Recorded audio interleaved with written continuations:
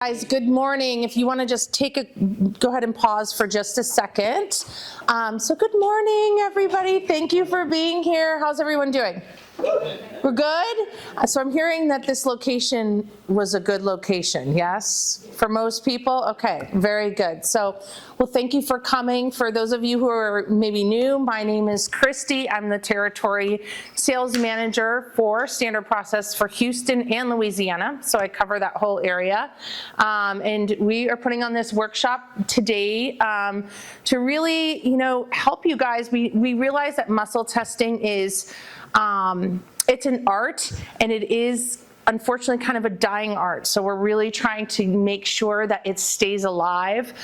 So you guys are really in for a treat today with Dr. Chapa and Dr. Hayden. And so again, this is a workshop, so please ask questions, get involved. That's what this is all about. A couple housekeeping things. So if you have not signed in, please go ahead and do so, because Dr. Hayden is going to email the notes to you at the break. We did not print the notes today. He's going to go ahead and email them to you so you have them. Okay, so make sure you do that. Another thing, we have our next seminar is next weekend, May 18th. If you want to write this down. How many of you have heard of the heart sound recorder?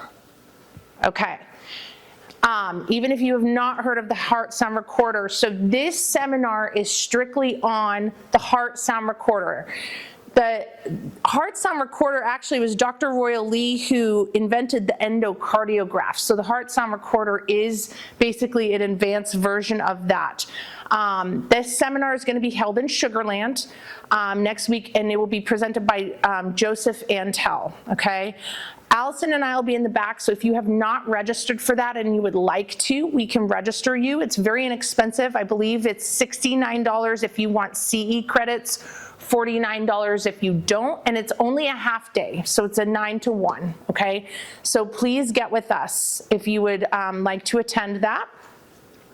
And then the last thing is, and I'll repeat this, but I'm going to be doing a special promotion for you all that have attend today. So if from now until next Friday, if you place an order of $750 or more, you will have the choice of a brand new Standard Process and MediHerb test kit. So all of these vials here. Okay, so, and that is something that you're gonna need if you're gonna start doing muscle testing. So I will give that to you for free. If you do an order of $1,000 or more, I'll include the wooden case with it. Okay, so you'll get the whole entire thing and brand new, all right? If you don't need a test kit, what I will do is Dr. Carrie Bone, who knows of Dr. Carrie Bone from MediHerb? Yes. Okay, Dr. Carrie Bone is who he started MediHerb, and he has published several books, okay? We have several of them that we offer, so if you don't need a test kit, $750 or more, I will give you any of his books, one for free. If you do $1,000 or more, I will gift you 2 of your choice. And I have a list of those books in the back. So that's my promotion. I will repeat it for you later if you need me to. Otherwise, is there any questions before we get started? Did I miss anything, Dr. Chapa? Okay, all right. If you haven't seen Joe Antel, he's one of the probably currently phenomenal historian of Standard Process, and knows Standard Process products inside and out. And watching him talk about the heart sound recorder is he makes machinery and technology really fun.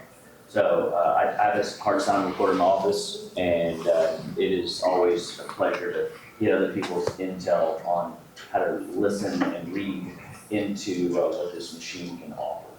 So it'll be a good seminar. Awesome. Thank you so much. All right, guys. Well, without further ado, I will hand it over to Dr. Hayden. Thank you. Yep. All right, everybody. Thanks for coming out. Glad to see a lot of you that we saw last time, as well as some new people for today. My name is Chase. This is Aaron. He's the smart one of the duo. We're excited to be here. This light is super blinding, so I apologize if I can't see, but it's okay. Just as a reminder, is the sign-in sheet, where did that go? Oh, it's already started passing around. Okay. Perfect. So the sign-in sheet, if you don't have your email on there, I can't send you these slides. My plan is as soon as I'm done talking, take everybody's emails, put it in, and just email you the Google Doc so you can see what this looks like. So if your email's on there, you'll get these slides in about 45 minutes or so. The first portion of this is going to be a little bit of a review from what we did last time. Then we'll start moving into more advanced things. But before we do that, we just want to kind of set the stage for what we hope to get from this class. First and foremost, everybody started on the symptom surveys, right? We want you to be able to fill those symptom surveys out for yourself, mostly as a good evaluation to just see what you're doing in your own life, how do you feel you're at, but also to become familiar with tools that are available to you. Will you be able to move slides around whenever it's time? We're not doing slides yet, but at some point, that'll be good. Thanks. So we want you to be able to fill that out. It takes a while. It takes your patience a while, but it's a great tool to be able to help out and get details about someone. So that's step number one. Just kind of give yourself an evaluation. We'll talk a lot more about symptom surveys in a minute. That's step one. Step two is I'm going to invite you to write on your notepad what you hope to get out of this workshop.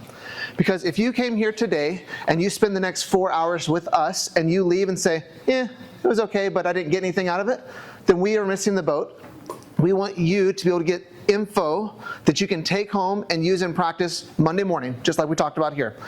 This is not a product-heavy class where we teach you what AF beta food does or wild yam complex does or something like that. We're trying to teach the concepts of how you can incorporate your knowledge of nutrition with the patient in order to get better outcomes. So hopefully you'll write down something that you want to get out of this class, and if we're not getting that for you, please let one of us know so we can tweak the way we're doing stuff, because we are doing this for your benefit to help your practice and your patients and your clients to get better. Next, tomorrow's Mother's Day, men in the room. If you have not remembered, you should remember. And mothers in the room, happy Mother's Day, future mothers, whatever. Thanks for being here on your Mother's Special Day weekend. That's very nice. I know. Yeah. I thought about that this morning while driving over here, that my wife came up and hung out with us during Mother's Day weekend. Aww. So that's my wife, Stephanie, in the back, by the way. She's famous on our website. On our website. Very good. So happy Mother's Day. Make sure we write down things we want to get out of this so we get this class to be productive for you, and work on symptom surveys. How many people have done, other than our first class together, have got like a history of like muscle testing in their back pocket and have already done quite a bit? 1, 2, 3. Okay, so Actually, so raise your hand again if you're familiar with muscle testing and use it sometime. Okay, so there's a little bit more, because I thought there were a couple more. Okay, if you have never done muscle testing before, and that's okay, can you raise your hand and let us know? So a couple of people have never done it before. Good. How many of you feel pretty confident in nutrition in general? Like if someone walked into your office, you got nutritional knowledge you could give to these people and help them out? Good. Anybody feel like maybe nutrition isn't really their thing and they're trying to introduce that into their practice? Cool. Awesome. So we're going to try and help all of you at the same time. that's right.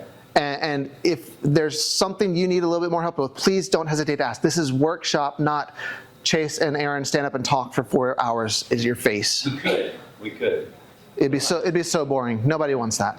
But I will say, like, I've talked to Rich and I've talked to Russ, and I sit and I kind of inventory what people say to me in conversation.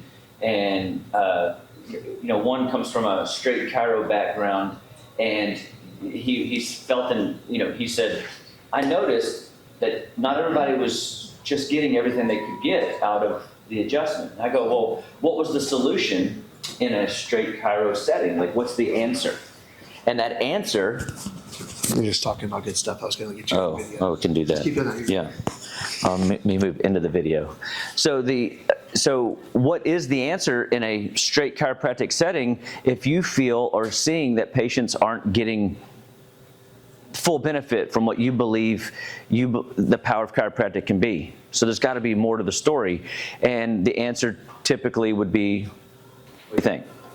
Nutrition. That is a good answer, but what do you think in a straight chiro that straight chiro means that they don't believe in anything but an adjustment? So what would be their answer? Adjust them more. right? So if there's an old saying that says, if the only thing that you have in your tool bag is a hammer, everything in life looks like a nail. So we have to be creative and think outside the box. And today, we're giving you more tools in your tool bag so that you can walk out. I was talking with Russ a second ago as we were walking down the hall, and he goes, he just says, oh, it's just hard. It's hard not to be integrative in this. And what wise words! Because if you think there's one way, one solution, we hope to break that paradigm down to help you understand that. And I got patients that come in to see me that would never, ever, ever walk into a chiropractic office, but they would happily come and see a nutrition person. I got people that don't know that nutrition is powerful, that they're interested in structural corrections because they have a pain of sorts, and I can evolve them into a nutrition patient. My favorite story, as I'm adjusting this guy, this was the guy that, he was a workhorse, labor, overalls, big burly dude, had the little dip can stain in his back pocket. You know what I mean? I'm down at his feet, and I go to pull on his leg, and I pull his boot off by accident. Whoo! Man, his feet smelled so bad. I was like, good Lord. And I'm like, why did I pull so hard?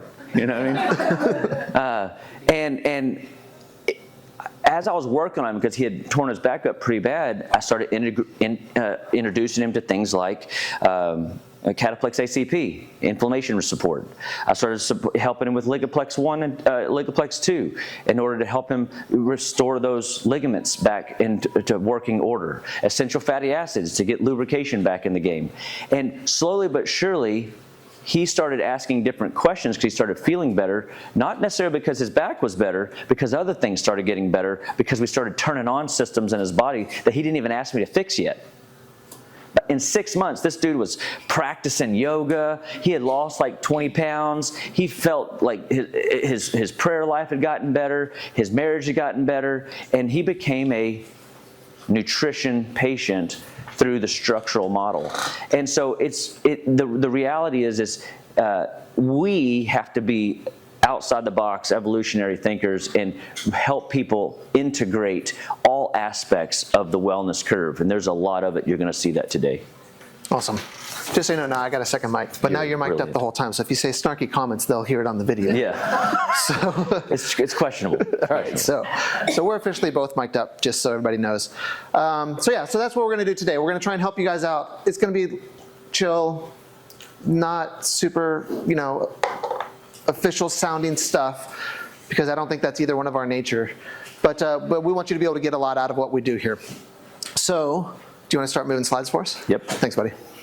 So no good seminar with me and Aaron would be worth its salt if we didn't share a cool picture and a good story. So, does anybody know what disc golf is? Frisbee golf? You've heard of disc golf, frisbee golf, right? Yeah. So for a small period in my life, I was moderately obsessed with it. And it's just like regular golf. You hit golf balls into a hole. These, you throw frisbees into a basket, right? So Aaron and I were at a conference out in Colorado. So I called up a friend of mine who played professionally for a long time. And he's like, hey, man, come take us out. And if you've never heard of professional disc golf, that's a thing. And these people make lots of money going around the world just throwing frisbees at baskets. And so this guy took us out, and he was really good. At the time, you might notice here, where it says Team Vibram Disc Golf, this company sponsored me to play, and they sponsored that guy to play. And that's how obsessive I was at disc golf at one point. I was a sponsored disc golfer that competed in high-level events, and all my entry fees and apparel and weird stuff was covered by this company, because they're like, you throw frisbees really far and really well. Isn't that so silly? But it's fun because it's one of my hobbies and I like it. So we drug Aaron out and made Aaron come around and have fun with us. And it was a good time. But disc golf is fun if you ever do it. I get a lot of patients from the disc golf community now because they all remember who I am. But it's just funny. But yeah, so that's a fun side story. The last one obviously was Flavor Flav. We were told we should have brought a big clock and worn that around our necks today and started rapping while Aaron pops and locks, but I'm not that good with rapping yet. All right, so next thing. So when we're looking at, good night, that light is bright. All right, so the next part, why are we doing what we're doing nutritionally, right? Patient walks into your office. You potentially are going to just do the same thing you do with everybody, right? But possibly, you're going to ask them some questions. So I love this concept from applied kinesiology that says, fix what you find, right? If I'm fixing what I find, I'm probably going to do pretty good. But what if I only look right here and I ignore everything else outside of those blinders? Okay, can I fix something here if I can't see it? Okay, so the concept of fix what you find has a lot of overlap. Obviously, if you're doing a structural-based practice or an acupuncture-based practice or a straight nutrition practice, you're going to fix the things you routinely look for. But what about the things we don't look for that could be impacted by what we do?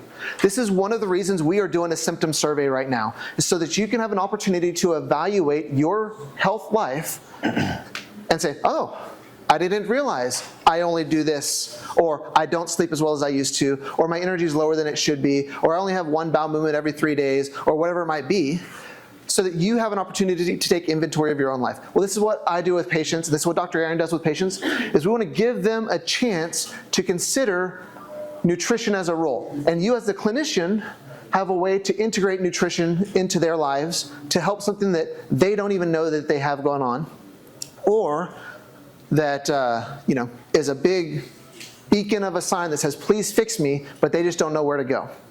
So when we think about how to incorporate nutrition, it might be a way for you to help the patient. It might be something you're doing to financially offset costs in your practice. It might be ways to provide a solution because they're just buying garbage off Amazon or somewhere else. This is a way for you to do it. Can you hit the next slide for me? So how might you start incorporating nutrition if you have never done it before? Well, I like new patient paperwork to give the opening into the doorway that says nutritional stuff. In my new patient paperwork, there's a version of a symptom survey that I really like that's 3 pages long. And it's a lot. Patients take an hour to fill out my paperwork at home. And it's forever, and they tell me every time, you ask more questions than any doctor I've ever been to. And the reason I do that is because I want to know why their life, health-wise, is doing what it's doing. Even if they come up to me and say, yeah, I'm just here because my back hurts, but then they write in their paperwork that they have high blood pressure, they don't have digestive activity, they're bloated all the time. Those give me opportunities to discuss health outcomes with them to make them an overall healthier individual. Just like Dr. Chapa was talking about, when that guy's feet almost knocked him over, he was able to help that individual transition into a healthier place because he was willing to make discussions rather than just saying, hey, here's your back, let's do it. Now, obviously, I have some patients that come in and say, my back hurts. I ask them to fill out 1 million pages of paperwork. They put 0 all the way down and never look at it. And then they don't tell me anything. And yeah, I become the best back cracker they've ever seen at that point because that's just what they want in their life and they don't want me to do anything else. But if people are open to it, I will have them fill out a bunch of paperwork, and then I'll ask them, if I had a magic wand, what could I do to help you other than these things? And that, every time someone tells me something, well, yeah, I'm here because of my back and because of my headaches, but if I had a magic wand, I'd love to lose 20 pounds. Okay, how am I going to do that if I don't address their nutrition or their diet or their lifestyle? Oh, I'd love to not be on these medications anymore. Okay, great. Well, now I can give you a tool to get to where you want to be. So there's a variety of ways to do that. I would invite you to consider in your own practice what makes sense to you, what you want to learn more about, how you want to do it, and then start going down that rabbit hole. Today we're going to do a lot on the nutritional stuff down in the bottom. What we can do from a physical exam and manual muscle testing to try and enter into this world with the patient and say, this is how I can help you, John, who came in to see me today. And it's nice, I like it. It brings joy in my life to help people in this way, so I like it a lot. Can you hit the next one, please? So we're going to very quickly review everything we learned the last time we got together. I have a little outline here that tries to keep me on time because I will start rambling and talking, and then when Aaron comes up, it's worse. But no, I'm just joking. So just joking. True. I've just got to. If I check my phone, I'm not ignoring y'all. I'm looking to see, make sure I'm on time and where we're going next. We're going to quickly review this. You all saw this last time. If you didn't get it last time, don't worry. I'm going to send you some slides in a minute so you'll know what this is.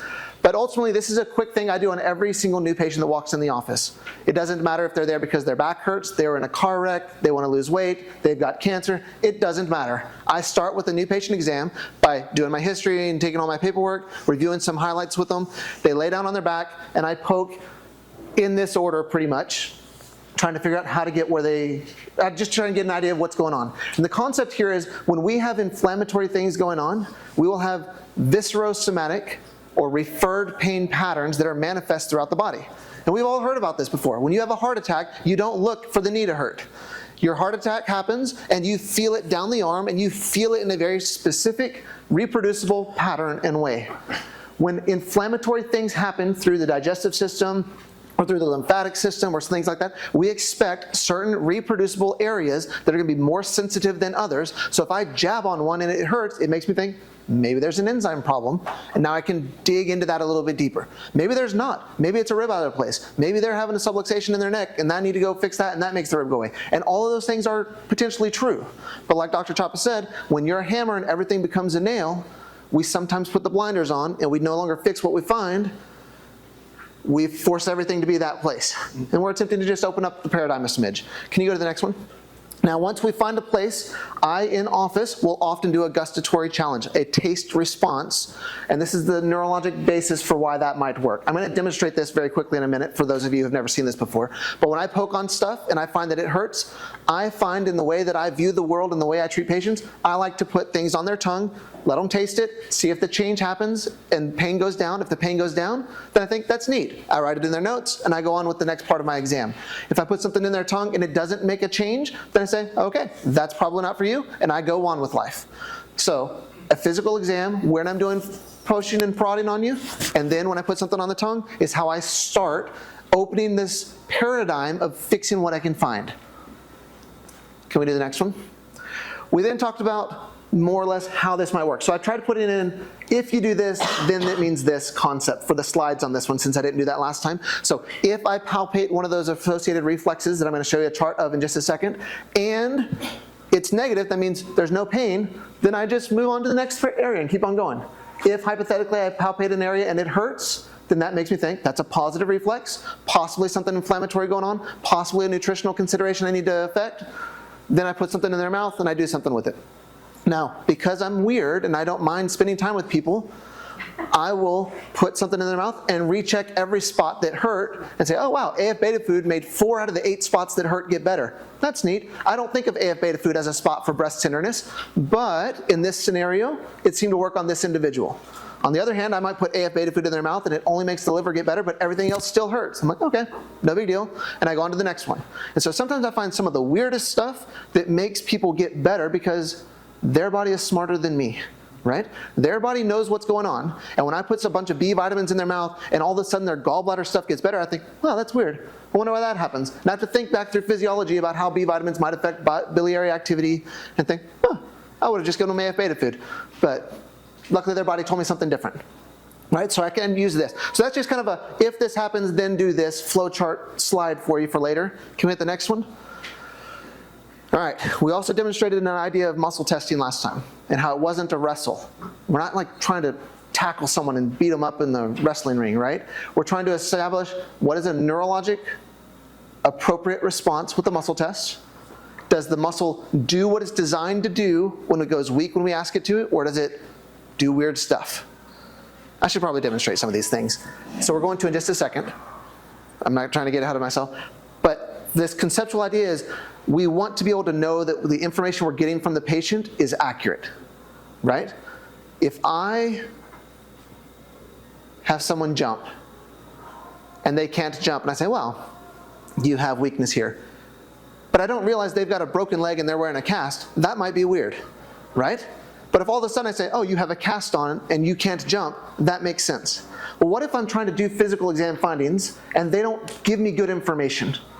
Well, possibly they're not in a place neurologically to be using that tool as the way to look at them. And so we reviewed last time about how palpatory things can affect a patient, how oral taste can affect a patient, and then we talked about how manual muscle testing can sometimes be a phenomenal tool and sometimes it can just be the craziest thing in the world because it doesn't seem consistent. And we looked for ways to try and improve our internal consistency when working with patients by determining if a muscle goes weak when it's supposed to or doesn't go weak when it's supposed to. Am I talking too much in the abstract so far? We're doing pretty good. Everybody's good? Please, if you have questions or I'm being too confusing, raise your hand. This isn't like church where you have to sit there and take it. Just Just, it's okay to talk and ask back. Yes, ma'am. I think my question is a little bit about that inconsistency. You talked last time about opening up the muscles. Right. I'm wondering if there's any other things that like emotionally they're having. I don't know. There's Heck yeah. things that make me feel confused when I'm trying to test muscle testing. Right. That I feel like I'm getting inconsistent. I'm so glad you talked about that because there's a lot of stuff that can influence someone in that way. And you're correct. Sometimes it could be something emotional. Sometimes it's us, the doctor, we're projecting on what we want to happen. And we say, oh, everybody's got a weak psoas today or a weak deltoid today, so everybody's got one. That's so weird. And we can force things in some ways with our intent. So I'm glad you said that. We're gonna build on that in just a second. In fact, I think the next slide might even mention it. Can you hit that? Oh, this is it. This is our flow chart. I know this is a lot of words, and nobody likes slides with words on it, so I apologize. Yes, yes, sir? What happened if the patient had intent versus the doctor intent? Because the patient can actually, are smart. That's great. I'm glad you said that. So the way that we are presenting this level of muscle testing is hopefully trying to remove intent or emotional concern or external blockages that might affect someone's muscle testing. But unfortunately, muscle testing, as all medical practices, are both an art and a science. And so the art side sometimes gets neglected. And we walk in and we're like, I don't have the technique or the skill set to do the thing I'm trying to do yet, and we just need a little bit more practice with it. And so to help with this concept and this flow chart of how do we know when the muscle should do what it's supposed to do or how it's going to go, I'm going to demonstrate a couple of things on people. So up till now, we've seen palpatory evaluation, the idea of possibly putting something on their tongue to make a change. We've discussed a little bit of manual muscle testing, and we have this idea of is it working correctly or is it not? So I'm going to introduce 3 terms that all of you know from chiropractic school or acupuncture school or wherever school we might have gone to. And that's normotonic, which thinks the thing is working like it's designed to be. Okay? Hypotonic, the thing is not working like it's designed to be, and it's more of a weak or debilitated state. Hypertonic, something is working more than it's supposed to and not turning off like it needs to. Does that kind of make sense? Can I get a volunteer from somebody? Anybody who wants to be up here in front of this bright light? Angela, can I borrow you for a second? Thank you. Sorry. Let's have you just lay down on your back for me first. Yes, please. Can you hit the next slide real fast for me? Thank you. We're going to demonstrate what this might look like very quickly so that you can practice on your own, okay? But I've done whatever I need to do doctor-wise. I've asked her questions, I've found out about her history, I've done everything I need to do, and I'm now ready to start touching the patient to figure out how I can be of best service to help her out. She now lays down on my table and I remind her, Angela, nothing I do today should hurt. If it hurts, please let me know, because I don't like hurting people on the first visit, right? I mean, no, I'm just joking. I don't like hurting people at all, right? So therefore, I have her lay down, she's giving me permission to touch her and do things. Perfect, I'll have her bend her knees. And this is the starting point where I go through my palpatory evaluation. On our last slides, if you didn't get them, I'll just email you those. It's no big deal. But it's this one slide at a time with a little bit of explanation on why, right? But I'm going to go through and I'm just going to start saying, okay, if I jab here, and I'm trying to be moral, honest, and ethical in what I'm doing. I'm touching about at the same pressure each time. I'm not trying to hit a spot and override, say, oh, it's going to hurt here because I want to sell more beta food today, right? I'm just checking things out and seeing how it works. So does anything hurt here when I do this? Doesn't hurt, no pain. If I come over to this side here, no pain. Good, so I've done the 2 rib sides. I'm coming down under the belly. Relax for me. Oh, really relax. There we go. If I come under here, I'm just trying to get like a Murphy's sign type of idea. No major issue there. If I come over to the other side, palpate it on the spleen, pancreas area. No major issues there. Great. I'm coming down through the small intestines. You're doing so good. I'm going to hit the large intestines and kind of walk around them. Sorry. No, I'm glad he doesn't work like this. This is so good. You've done your job. Ileocecal valve area doesn't seem to hurt. Houston's valve or sigmoid colon doesn't seem to hurt. Jabbing right down in the middle. Ovary area doesn't seem to hurt. I do it whether they have them or not. Sometimes there's still inflammation down there. I'm going to jab you in the chest like this, okay? People ask me if I really do this in people in the office. I really jab their chest. Did that hurt at all? No. I'm going to poke you in the face. Any issues there? No. Any issues there? Nope. You are the best tasting patient I've seen all day today. So nothing hurt. That was great. Let's pretend hypothetically something hurt. Well, I'll go to my little quick reference chart that we made for y'all last time that I'll send out to you again in case you don't have it. And it'll say, like, hypothetically, when I jab under and do like a Murphy sign, it hurts. I might go to livery, gallbladdery things, right? So I might try AF beta food and I'd stick that on her tongue. And I'd then poke on her again and say, is it hurt the same, better, or worse? And she would tell me, same. I'd say, okay, AF beta food isn't for you. We'd spit it out, I'd get a new one. And I'd try something like Livco. And she'd put that on her mouth. And I'd do it again and she'd say, oh my gosh. What, do that again? Are you pressing the same? And I'd say, yeah, I'm trying to. And she'd say, it went from like an 8 to a 2. How did that happen? And I'd say, magic. And then I'd really say, no, it's something to do with neurology and you're doing great, good job. And then we'd spit that out. And I'd try something else. And I just experiment with the patient and see what works. And I make my notes because I'm trying to get an idea of what's going on with her. And then after I do that portion of it, I say, let's sit up, we're gonna do something else. This is gonna be a little bit of muscle testing. Can you turn that way? I'm gonna do it from here. I normally wouldn't do it from here, I do it from in front. But I'm gonna do it from here so y'all can see what I'm doing. But I have a discussion with them about reflexes. And I say, you ever seen Grey's Anatomy or Dr. Oz or somebody? When they hit people and they kick? Oh, that was exciting. When I introduce a reflex, when I hit you here, you should kick. That's normal. Do you feel that? Mm-hmm. Remember in neurodiagnosis class or whatever we had where normotonic reflexes were +2? Right? That's a normal tonic response. That does what I need it to do. I say, your body's full of reflexes. Some of those reflexes, when I provoke them, make you kick. Some of the reflexes, I can get things to turn off. So I'm gonna see today if your muscles are doing what they need to do, okay? So, I would do this in front, but for now, I say, you know what? We're gonna test this muscle right here, and we're only testing this one. You don't have to try everything else, but just hold her here and press up to the sky. Did that hurt anything?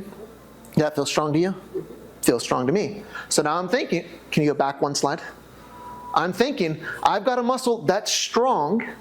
Is this muscle really telling me the right information though?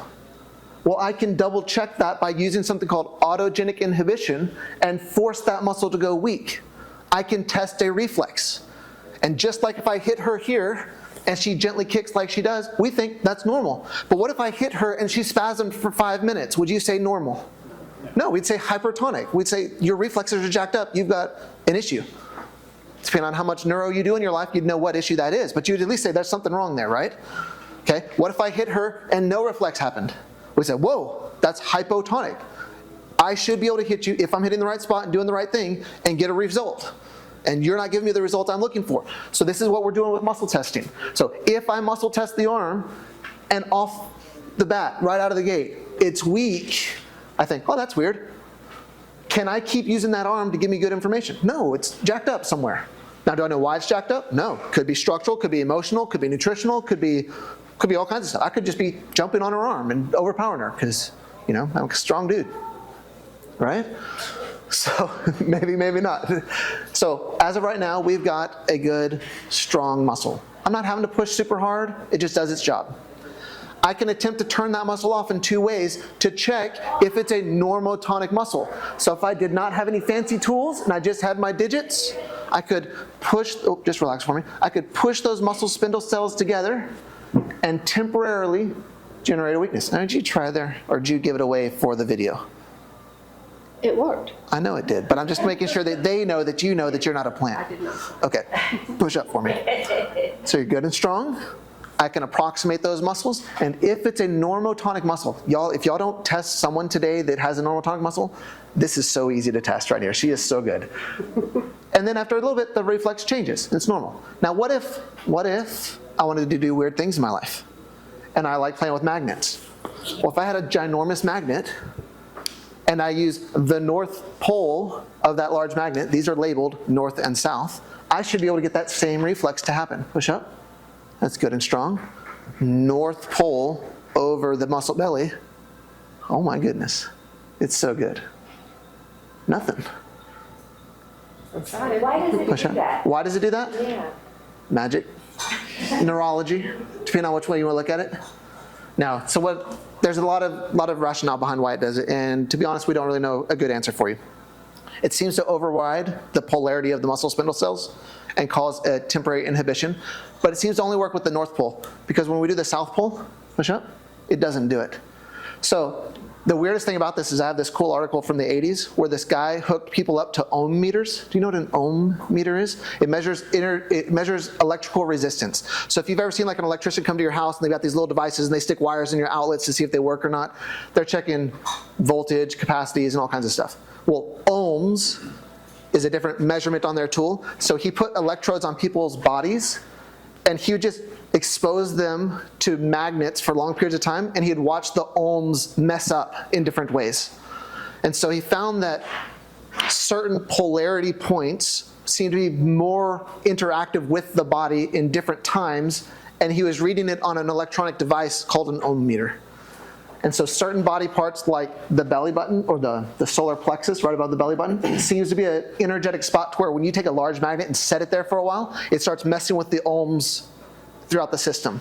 Same thing with the brainstem, same thing with over the ears, and isolated in smaller segments over the muscle belly. Yes, ma'am? What if you put the magnet and it doesn't go weak? That's a great question. So that brings us to subpoint 2 of category B. Just joking. Section 1. That sounded easy. That sounded funny. So hypothetically speaking, we've got a muscle. It's good and strong. It doesn't go weak when I do it. I'm trying for dramatic purposes. It doesn't go weak. Or I muscle spindle cell it and it doesn't go weak. That only tells us we have a hypertonic muscle. Something in her nervous system is neurologically disorganized or jacked up, and we got to figure out where it's from.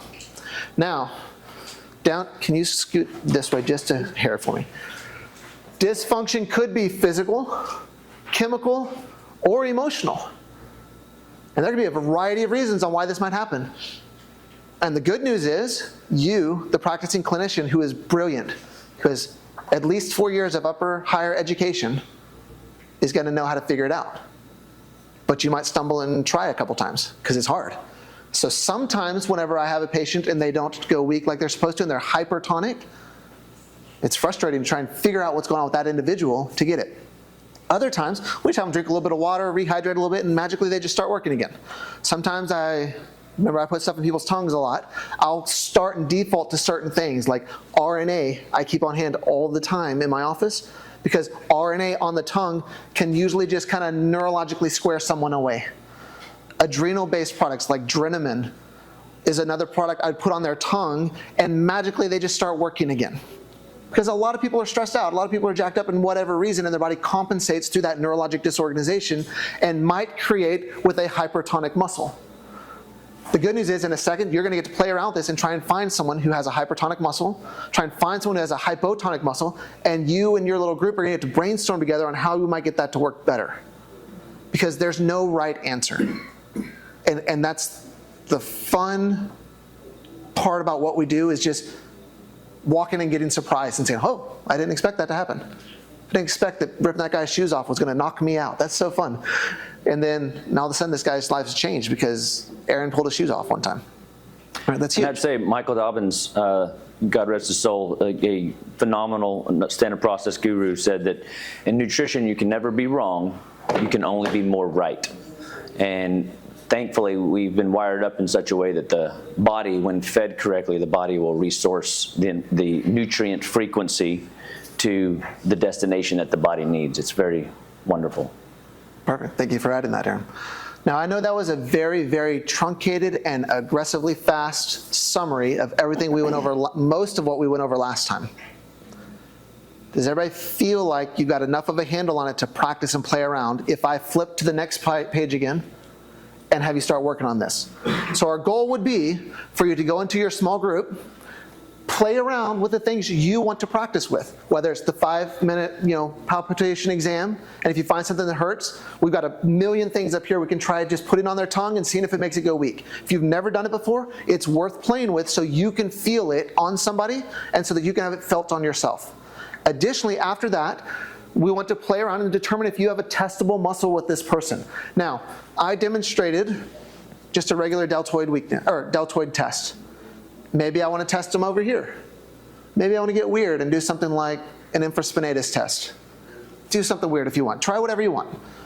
Usually, when I'm doing this in practice or when Aaron's doing it in practice, we use some level of a deltoid test when we're doing the nutritional screening and the quick nutritional muscle testing that I do. I do a lot of other muscle testing based techniques, so I test all kinds of weird muscles for other reasons, but the concepts are the same. If a baseball player comes in to see me and says, I have something going on with my throwing arm, I test muscles. I make sure those muscles are normotonic, and if they're not, I turn them back on. Fix right? what you find. I fix what I find when I do that process, right? So he may come in and say, it only hurts when I throw, and I say, great, let me just test some muscles on you. And I'll start with a deltoid, but because I do other muscle testing, I will do other weird muscle tests like rhomboids or levator scapula or infraspinatus or subscapularis, and I'll test all those. And if I find one that's weak, I fix it. Well, how do I fix it? Well, because I'm a chiropractor, I will go that direction if it's a structural thing. But I'll also put in things like manganese B12 because manganese is a rate-limiting step for muscle, tendon, and ligament repair. So if I don't have enough manganese in his body, his ligaments won't do what they need to do anyways. So I might find a weak, subscapularis. Push that way. Hers is perfect. But hypothetically, if it was weak, I would put manganese B12 in his mouth, or Ligaplex 1, or Ligaplex 2, or something, and I'd say, let's see if this makes a change. And now I'm addressing his structural problem through a nutritional way based off of some concept that I've learned that's very plug and play. I can use it for anything. She comes in and she says, I'm having hormonal pain when I have my monthly cycle. Okay, well, let me poke on the ovaries. Oh my gosh, those hurt. Okay, let me put something in your mouth like Chase Tree, or let me put something in your mouth like Simplex F, and oh my gosh, the pain goes better. Well, now I'm helping that individual nutritionally through the imbalance that I'm able to find based off of their primary concerns, their chief complaints, and whatever it might be. So we can take this exact concept of identifying a normotonic muscle, and if it's not normotonic, figuring out structurally, chemically, or emotionally how we might get that back together. So that's what we're going to play with, right?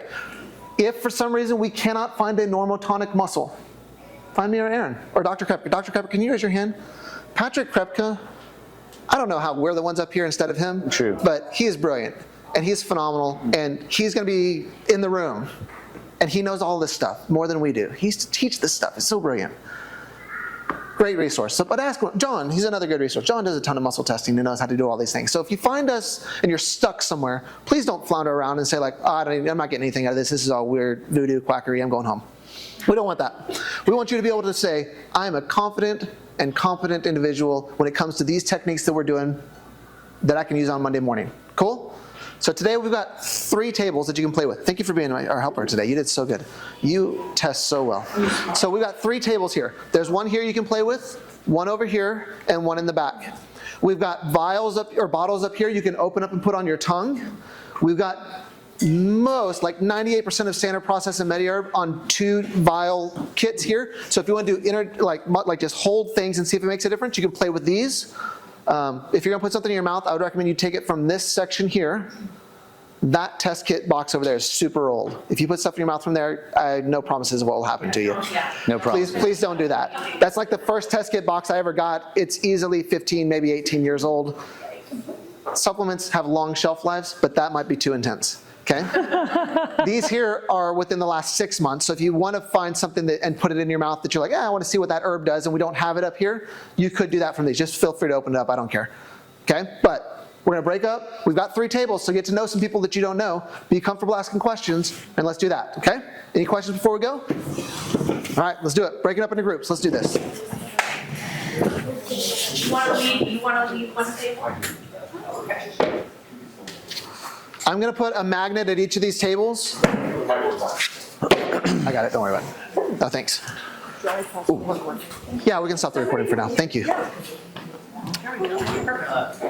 Let's not put the magnet near the computer. I think you asked, why does that happen? Yeah. Did you ask, like, why does the north side? Did everybody have fun? Was that good? Was that good? Did everybody have a chance to just poke around a little bit and try something? Yeah, you did good. Thanks for helping. How many of you found somebody that when you poked on them or they poked on you, it was uncomfortable? An uncomfortable finding by being poked on. Okay? Some of us had a chance to see that. Did any of you find that when you poked on them and it hurt, and you put something on their tongue, it made the pain go down? Was that neat to see? That's a fun thing. When you have an 8 out of 10 in pain on the gallbladder, and you put AF beta food in their mouth, and it goes down to 2. And you're like, did that really just happen? And the patient says, I don't know who you are, but I want you to keep fixing everything I have in my life, and I'm bringing every one of my family members to see you now. It happens all the time, right? Because we look at the body a little bit differently than other people do. How many of you found a normotonic muscle? The muscle was strong, you either put the magnet to it or pinched it, and it caused weakness. Raise your hand if you found a normotonic muscle. Okay. Did any of you find a hypotonic muscle? You went to test them, and their arm just went weak. Did anybody find that? Irina, you're pointing somewhere. Oh, you did? I'm sorry. You are that person. Good news. You should fix You're in a room with a whole bunch of people that are brilliant, and they're going to help you out. They're smarter than me. The collective knowledge here is overwhelming. It's so good. So, is it still normotonic, or did they find a way to make it work better yet? No, we didn't get to that point. We didn't try it. We're just going to let it go around like this? Come on, guys. Who's your group leader? Aaron? Sorry. Aaron, goodness gracious. We were doing other things. Did he start talking about other things? That's right. Yeah. That's what happens sometimes with That's Aaron. right. No, I'm just joking. We are going to show that in just a second. Is it okay if you come up in just a moment and we'll use you as a guinea pig? Perfect. I can't wait. How many of you found a muscle that was hypertonic, which means you tried to make it go weak, but it didn't go weak? He's the one who had one, I first one hypo. How lucky. Okay, so we found someone with hypertonic, someone with hypotonic, someone with hyper and hypotonic, which is exciting. You must deal with mercury or something. Yeah, that's a common thing with heavy metal people. So if you ever see something that's just super weird, like half the body works one way and the other half works the other way, you might think in your mind, metal toxic load somewhere in the body. Because that does weird stuff to people. That was a semi-joke, but I'm glad you said that that's true. So I mean, it really happens. I didn't mean you are mercury toxic. I'm sorry, I didn't mean that. But if you actually are, then we should deal with that. So this is a fun experiment to see how we as clinicians are doing, right? And so therefore, we're going to demonstrate a couple of things. We're going to start first with Mr. John here, because he has the weirdest, coolest thing you'll ever see. So John, can you come up here and have a seat for me, please? My watch on without my watch. So let's actually talk about that. So I've had a couple of quick questions. One is, do you make people take stuff off in your room, like watches or electronics or energetic jewelry or something like that? I personally do not, but I know some people do. The reason I do not is I want to fix them how I find them, right? So if they wear that watch every day all the time and they only take it off for the 20 minutes that I see them, they're a different person in that time frame. So I personally keep them in their jacked up state and try and fix what I find from that place. Does that make sense? And then I don't mean that in a harsh way, but people are going to still have their cell phones in their pockets. They're going to still wear their watches. They're going to still do stuff. And I don't want to get false readings by me making them a better person by removing the stuff that's killing them, right? So that's one thing I will do. So I don't ever do that, but that's a great question. The other thing is people ask me, should I not take my supplements the day I'm coming in or things like that? I personally tell people not to worry about it. Take your stuff. I don't want to break habits. Now the reason is I do a lot of oral-based testing. And when you're tasting something, you're creating an active neurofeedback loop. Their body is knowing what's going on at that time, so I'm okay with that. So I tell people to take their supplements, not to worry about it. They come in, I test them a lot like that. When I'm doing more energetic-based testing and I'm having them hold things, potentially that could mess with things, but because I think we use magnets, we're able to override that, so it doesn't bother me either way, to be fair. But some people will get nervous about that concept. But we've got Mr. John here. Dr. John, I'm sorry. He put through a lot of effort in school. He is Dr. John. He does a lot of muscle testing in his own life. He muscle tests patients all the time. He does some good stuff. When we have a muscle here and we try and test him, it's strong. We think, good sign, right? So now relax. I try and approximate the muscle spindle cells and test him. He does not go weak. And I think, that's weird. You might have a hypertonic muscle in this moment. It's strong on the surface. When I try to turn it off, it didn't go weak. That's weird. So, because I like to double check things, I pull out my magnet and I say, let's see what happens when I use my magnet. And that doesn't go weak. What would you do if this were a patient in your office that says, Doc, I'm coming to see you. No one else has ever helped me. You're the 48th doctor I've seen for the same problems that I've always been complaining about, because we see it all the time. Now, how do we help someone who hasn't been helped before? Is it possible that the neurologic disorganization he's going through right now is preventing him from responding appropriately? I propose yes. And therefore, we could have had 47 other doctors doing amazing, wonderful, brilliant things, but his nervous system is unresponsive due to whatever disorganization is present. great diet, great supplements, great treatment. We got great colleagues. Why isn't he responding, and why is he going to make me Dr. 48 when he goes on to 49 next week? Well, if I can look at something different and fix what I find, I can make a change in his life, hopefully, for the better, right? Am I saying this fixes everybody every time? No, but it's something no one else has ever looked at for him, so now I'm going to start seeing things differently. Because if I do the same thing with him that everybody else is already doing, he's going to get the same results. So I'm going to do something different today. He's hypertonic. His nervous system is disorganized somewhere. What might you do to unwind that? Give me some ideas. Adrenal support. I might grab something adrenal supportive and give it to him. I might ask him if he's got a shoulder injury. You might say, maybe you're jacked up here. Let's go try the other side. Good, relax. Push up. Doesn't work. Nope, he's jacked up. Or he has 2 shoulder injuries. Maybe he's got 2 shoulder problems and I have to go do another weird leg, right? So that could be an idea. Maybe it's a localized injury preventing the problem. Maybe he's overly stressed, so I need to do something adrenally to try and help him out. What adrenally thing comes to your mind if you wanted to try that on somebody? Drenamine. That's a great idea. Somehow we don't have Drenamine up here, so I'm going to grab it from here. I have you back. Oh yeah, never mind. Aaron has Drenamine. May I borrow Drenamine here? It says Imuplex, but it's really Drenamine, because Aaron wrote Drenamine here. So that's how we know which bottle it is. There we go. So we're going to see what happens. Now I like to do mouth, oral, tasting things. I like to treat the neurologic side more than the energetic side, and that's the way my brain thinks and works. So I go that way first. I do a lot of energetic-y things, but I'm having him taste and suck on this. His nervous system is saying, oh yeah, there's some liver, there's some buckwheat, there's some vitamin C, this is amazing, my adrenals are just thriving right now, this is so good. And then I can come ask him and say, hey, what happens? Okay, we still got a strong muscle. Does the magnet change anything? It doesn't. As great as that idea was, it didn't do the job. So obviously this is garbage, we should never do this again, right? No, it just means I didn't find the right thing that helps him right at this time. Here, you can spit this out in this cup. Thank you, sir. You did so good. That was our disposable cup. So great idea. That's what I would have started with. I've got bottles of Drenamine sitting on my shelf right next to my table. When I work on people, I grab Drenamine, I put it in their mouth, it didn't work.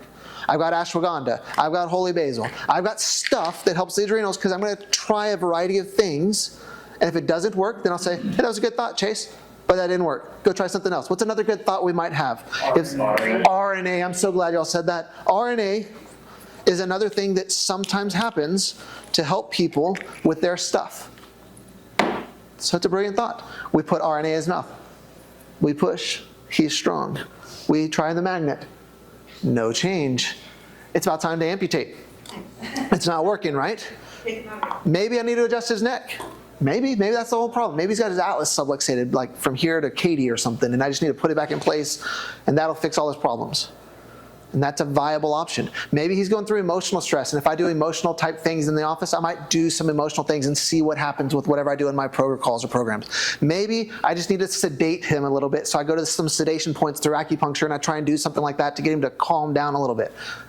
Maybe he is wearing something that's jacking him up. And this is what we came to a minute ago. Can you take your necklace off? He has something on his neck called a Q-link, and it's something that tries to help with electromagnetic interference of things. Now, he's got a strong arm. Ooh, we got a broken magnet. It's okay, it's Aaron's. Push up. And I have normotonic activity again when this was not working properly a minute ago. Which is crazy. Because in his situation, this appears to not help him. Could it help other people? Maybe. Could Drenamine help other people in that same scenario? Maybe. And this is the cool part about being the doctor, of trying to figure out how to unwind what's going on in this individual. And to be honest, right now, I'd probably say, we should probably not wear that for a bit. Right? When you come back in next time, I'm going to recheck this again. And if you're still testing properly, we'll go on with there. But that seems to jack some stuff up neurologically with him. And that's a weird concept to think of right now, because it's just something he's wearing. So when someone's not testing properly, we potentially want to expand our thought process for why. And yes, it could just be that he needs something adjusted because he's got a structural problem or a neurologic imbalance from that. It could mean that I put on a pair of red sunglasses, and now he changes something neurologically in his body or emotionally, and that affects him. It could mean that he's wearing a watch or something that's messing things up, and I need to have a serious conversation with him that says, you know what you're wearing is causing neurologic disorganization in your life, and it's making it harder for me to get the results we need to with you. It could be that his adrenals are freaking out, and I just need to give him some Drenamine, and he'll do better. We don't know until we ask the questions, and if we don't ask good questions, we don't find the answers. And that's the magic of muscle testing. It gives us a way to tap into the body and ask questions and see what's going on in his world that no one else is asking. So I think a question people would have is, how did you think about that? He did. Hiding under. That was a good question. He said, maybe it's this. I've got some energetic things that I wear to try and protect me, and he took it off, and magically things started working. We're like, whoa, that was kind of neat. So, wasn't on my radar. My radar was supplements and neck. So I think that's a good point, is that this is a team effort. You enroll the patients in your game, and you help them be a private eye detective in finding solutions to their own problems. Cool. Was that kind of neat? A little bit different? Tricia, you had a question. Oh, I'm sorry. I'm good. I understand, because it was keeping him strong in spite of the test. So is that really a negative thing to continue wearing, or is it just negative while you're testing him to get the answers you need to get? That's a great question. Can you go up on the slide once? And I'll answer it in my philosophic view. But I think everybody's going to have to take this in their own and kind of work through it. No, go backward. That one. I don't like hypertonic things in my life. And I don't want hypertonic activity in my patients' lives. So therefore, if I put something on and it prevents me from doing the neurologic design that I believe the body's supposed to be doing, I'm going to be super hesitant to do that to somebody. Even if that means I put Drenamine in his mouth and it makes him hypertonic, I'm going to say, whoa, you've been on Drenamine too long. Let's take you off of this and find something else that allows you to test appropriately. So sometimes things can be good, but sometimes too much of a good thing can still jack someone up, just like too little of something can make them mess up as well. Does that kind of make sense? So in that world, I would probably say, John, for now, let's take a break on this, and we'll revisit it in the future.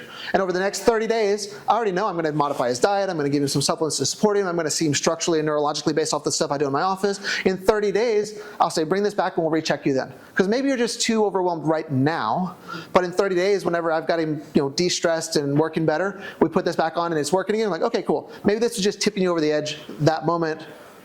Maybe I'm not quite ready to get rid of it forever. Right? Yes, ma'am. What if you tried all the things, and what if we took off the necklace and it wasn't helping? At what point do you say, I need to go grab a working muscle to test this person? Like, how far do you go down You that can road? find other muscle groups. Right. So the question is, if I understand correctly, you have a muscle that's hypertonic, and it does not appear to resolve no matter what you appear to be doing to them. My first step would be to check other muscles in the body to see if it's a systemic thing or a local isolated thing. Because maybe he's got a quad that works great, and I just have to lay him on his back, and now I'm doing a straight leg quad test, and that's how I do my indications to figure out what's going on. But for me, hypertonic activity is a big deal. It's a neurologic disorganization pattern that affects the systemic response in the body. So he can come in and say, my neck hurts, but if he's hypertonic, in my treatment model, that immediately runs up the scale and say, yeah, I'll get you some neck relief, but I gotta get this thing squared away because your nervous system is not doing things the way it's supposed to. Just like if you were in neurodiagnosis class and you hit his leg and he twitched for 5 minutes, you'd say, we'll just ignore that, right? No, you would never say that. You'd say, this is a big deal. And you would send him out for an MRI, you'd do whatever. Well, I'm not sending MRIs for this, but I'm treating it as a big deal. So I'm gonna figure it out. Now, sometimes I can't ask good enough questions in the first visit, and I have to stew on it a little bit. But the good news is, I had them fill out 10 pages of paperwork. They had 1 million questionnaires on how they're pooping, how they're sleeping, how they're everything. I can look at that between the first visit and the second visit. And sometimes I say, you know what? We found out what we needed to find today. I need to research whatever else I need to look at. When you come back in next time, we're going to revisit this idea. And I'm okay with that because I think I'm smart sometimes, but I'm not all the time, right? So I'm okay tabling that idea and saying, there's something going on. I'm going to need to figure it out. But I got a schedule to keep also, and I'm not figuring it out right now. So let me stew on that a little bit. Make sense? But for me, neurologic disorganization and hypertonicity is kind of a big deal, and I want to figure that out. And whether we use the individual or a potential surrogate the hypertonicity is still gonna be there. And so I gotta just figure out how to get that person fixed. Does that kind of make sense? Aaron or Patrick or John, not here. Anybody disagree with those concepts so far, or No, you're want to good. add to that idea? It's kind of a big deal for y'all too, switching concepts. All right. Hey guys. All I right. think I think the simple question, that she was asking is like, when do you just move to a different spot? And I think, again, remember the purpose of this class is to get people comfortable with the concepts of muscle testing. And we're going to, even working on each other because we are a supercomputer. Thanks for helping. You can We're see. going to have and see things like this pop up. Can I borrow you real quick? So, yes, sometimes things happen, and it's a struggle. We have to figure it out, and we come up with ideas. Now, maybe through the next month, I haven't got him neurologically disorganized yet, but I'm doing good things that I know are beneficial. I've got him on some supportive things. I'm adjusting him. I'm acupuncturing him. I'm, changing his diet from inflammatory foods. Maybe I'm doing some good stuff, and it's still not working. Then maybe it's me. Right. Maybe I'm the one that's disorganized and switched, and I need to do some stuff on myself first, because I'm influencing what's going on in my patients' lives through my evaluation. And this is why I personally do non-muscle testing things and muscle testing things at the same time, because I want to try and get the least amount of me in that visit I can. Because sometimes things I'm going through can project onto what the patient's doing when I'm testing them. But it's hard for me to project Murphy signs being positive and 8 out of 10, tongue on their taste dropping down to 2 out of 10. That's hard for me to influence if I'm being moral and honest with how I'm pushing on people. Does that make sense? Yes, sir. I was just gonna say, in my mind, in my office, there are almost two kinds of muscle testing. There's more of a hardwired muscle testing, and then there's like a Bluetooth muscle testing, right? A little more esoteric. And so sometimes if things aren't looking right, I just revert back to the hardwired. Right, almost like getting reflex points and they're sore.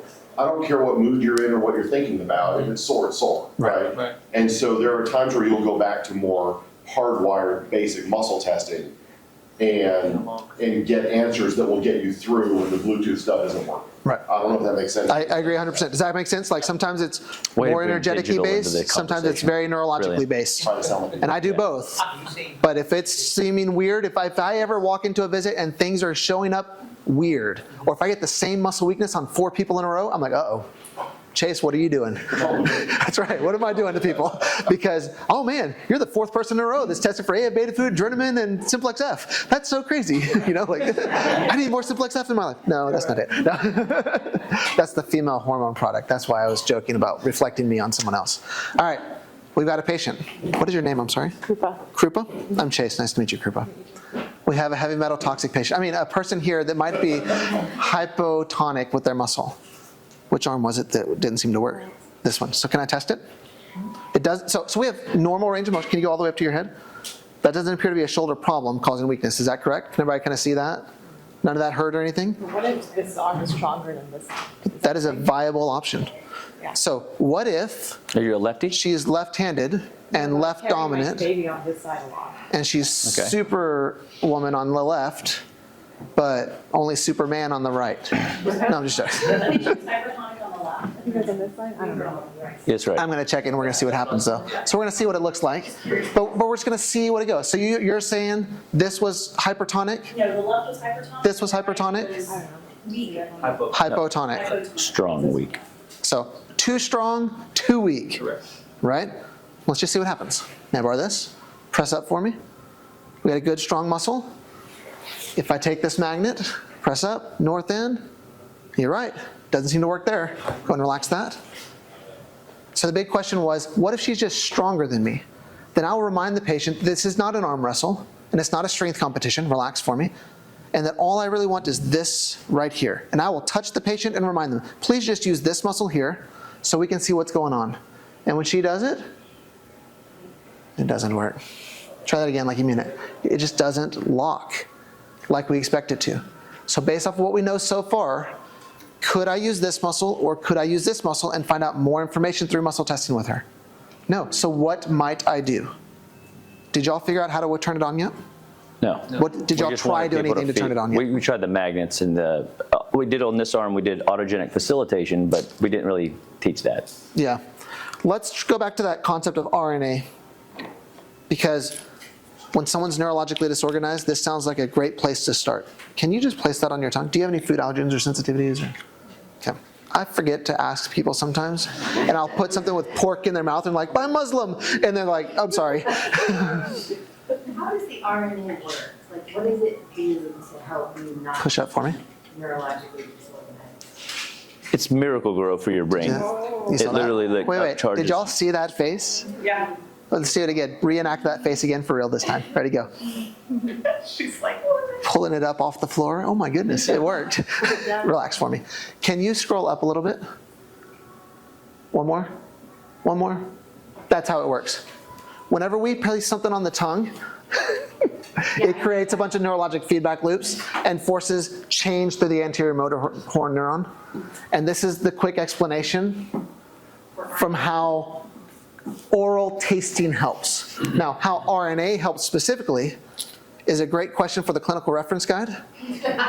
No, it tends to stimulate neurotransmitter activity and lowers microRNA for immune-related stuff. It does a lot of really cool things in the body. It just seems to make neurologic disorganization work better. And that's why if anytime someone starts neurologically testing weird, we put RNA on their tongue, and a lot of times it'll just clean up the static. It's a clinical finding that seems to work really well. But what just happened here is our weak hypotonic muscle got a whole lot better. I love checking other sides. This is so great. Push up for me. Yes, sir, Russ. Would you give the RNA Push up for me. regularly as a supplement or just? Possibly. As a test? Possibly. I don't know yet. I would want to know a lot more about her. But if things start going back to normal, push up for me, whenever she's doing things, it makes me much more likely to give that to her. This normalized, this did not. So that's interesting. Here, we'll give you a new clean cup to dispose of your RNA. Well, possibly, but go ahead and spit that out for me. I'm going to grab something called Cataplex B Core, which is almost like a miracle pill in and of itself. Will you put that in your mouth for me? I like it a lot. It does good stuff. You taste good? It doesn't taste. Oh, I was going to say, it tastes like straight liver. If you said it tastes good, I'd be super shocked. Most bovine liver out of all of our. That's right. It's like if you want a liver supplement, if you're just like, I need you to eat more liver, and they're like, I don't do that garbage. You say, that's fine, take this. And then they get liver in their life. You do the same thing with cruciferous vegetables. I don't eat broccoli. That's fine, here's cruciferous complete. I don't eat fish. Okay, here's tuna fish oil. You just, sorry you don't like eating things that are healthy for you, but let's get you better. Push up. Can I say something real quick about that product? Sure, relax for me. That also made that stronger. B4 is a new product, but it was designed to, they went back to Dr. Royal's original Push up. Cataplex B formula. So that's what Cataplex B core is. That's what the core is, going back to the core. Because over time, we made Cataplex B more kind of a complex B vitamin, but that's what B core is. You're fixed. Oh, no. I was just plotting on the back for how good that was. Very high in vitamin B4. So very high in vitamin B4, which is the electrical impulse factor to like the heart and how nerves are going to work better. And if you come next week, we will probably be talking. That's right. And when you see it on that's right. When you look at the heart sound recorder and see all that stuff, Cataplex B Core is legit to put heart sounds back how they're supposed to be. So when I think someone with cardiovascular stuff, I think Cataplex B Core. When I think someone with neurologic disorganization, I think RNA, then Cataplex B Core. I think both of those almost interchangeably. We had someone who was hypertonic and hypotonic. She's currently tasting and enjoying juicy liver in her mouth right now. It's so good. B4 is just raging through her nerves. Vitamin B4 cannot be synthesized, so if you're not getting it from whole food-based sources, you aren't getting vitamin B4. You get B1 from coal tar, you get B2 from other things. B4 doesn't happen in a synthetic lab. So she's currently just marinating on this concept. Push up for me. And it's so good, not only in taste, but it makes this work better. When I double check our hypotonic reflex that now is normotonic and ask it to go weak, push up, her body says, sure, I can go weak when I want to. That's the appropriate test. We've taken normotonic on this side. This was hypertonic. Let's see what we got. Push up. Good and strong. Magnet over the muscle. Good night. We're saving lives. Is she still potentially heavy metal toxic? Yeah, possibly. If I had some stuff that was a binder and a polar outer, I might check it on her. But I just made a huge change neurologically in her world, and this is a big deal for her. So would I put her on RNA? Possibly. Would I put her on Cataplex B Core? 100%. Now, the rest of my exam and everything else I do today might interpret what else goes into her program, but if I don't put her on Cataplex B Core, I am doing her a medical disservice. Because she is not getting better with whatever else I'm doing until I do that. Or whatever else I might find that puts this back in place. Does that make sense? I can tell her to go gluten-free, I can tell her to stop sucking down mercury, I can tell her to do all kinds of stuff. But until she starts getting normotonic activity in her life, she's gonna have a hard time getting better. Cool? All right. We've gone way too much. Do you want to swallow that or do you want to spit it out? It's okay. So there's no graceful way of doing this in patients' offices, so I'm sorry that you get to do that in front of everybody. But that was so cool. Thank you for coming up here and being a guinea pig. You did great. So no pressure, guys, but we're now 30 minutes behind schedule because I rambled too much. So I'm going to switch the time over to Aaron, and Aaron's going to come and do a bunch of other things. And we've already done some of this when talking about the concept of neurologic disorganization and switching, but we're going to let Aaron come over a little bit and talk about how we progress from the scan. Because so far we've only done palpatory scan, and is the patient responding like it's supposed to? Last class, we went through how we might do an organ scan where we're using an indicator muscle that's normotonic, that's working like it's supposed to. The muscle now works.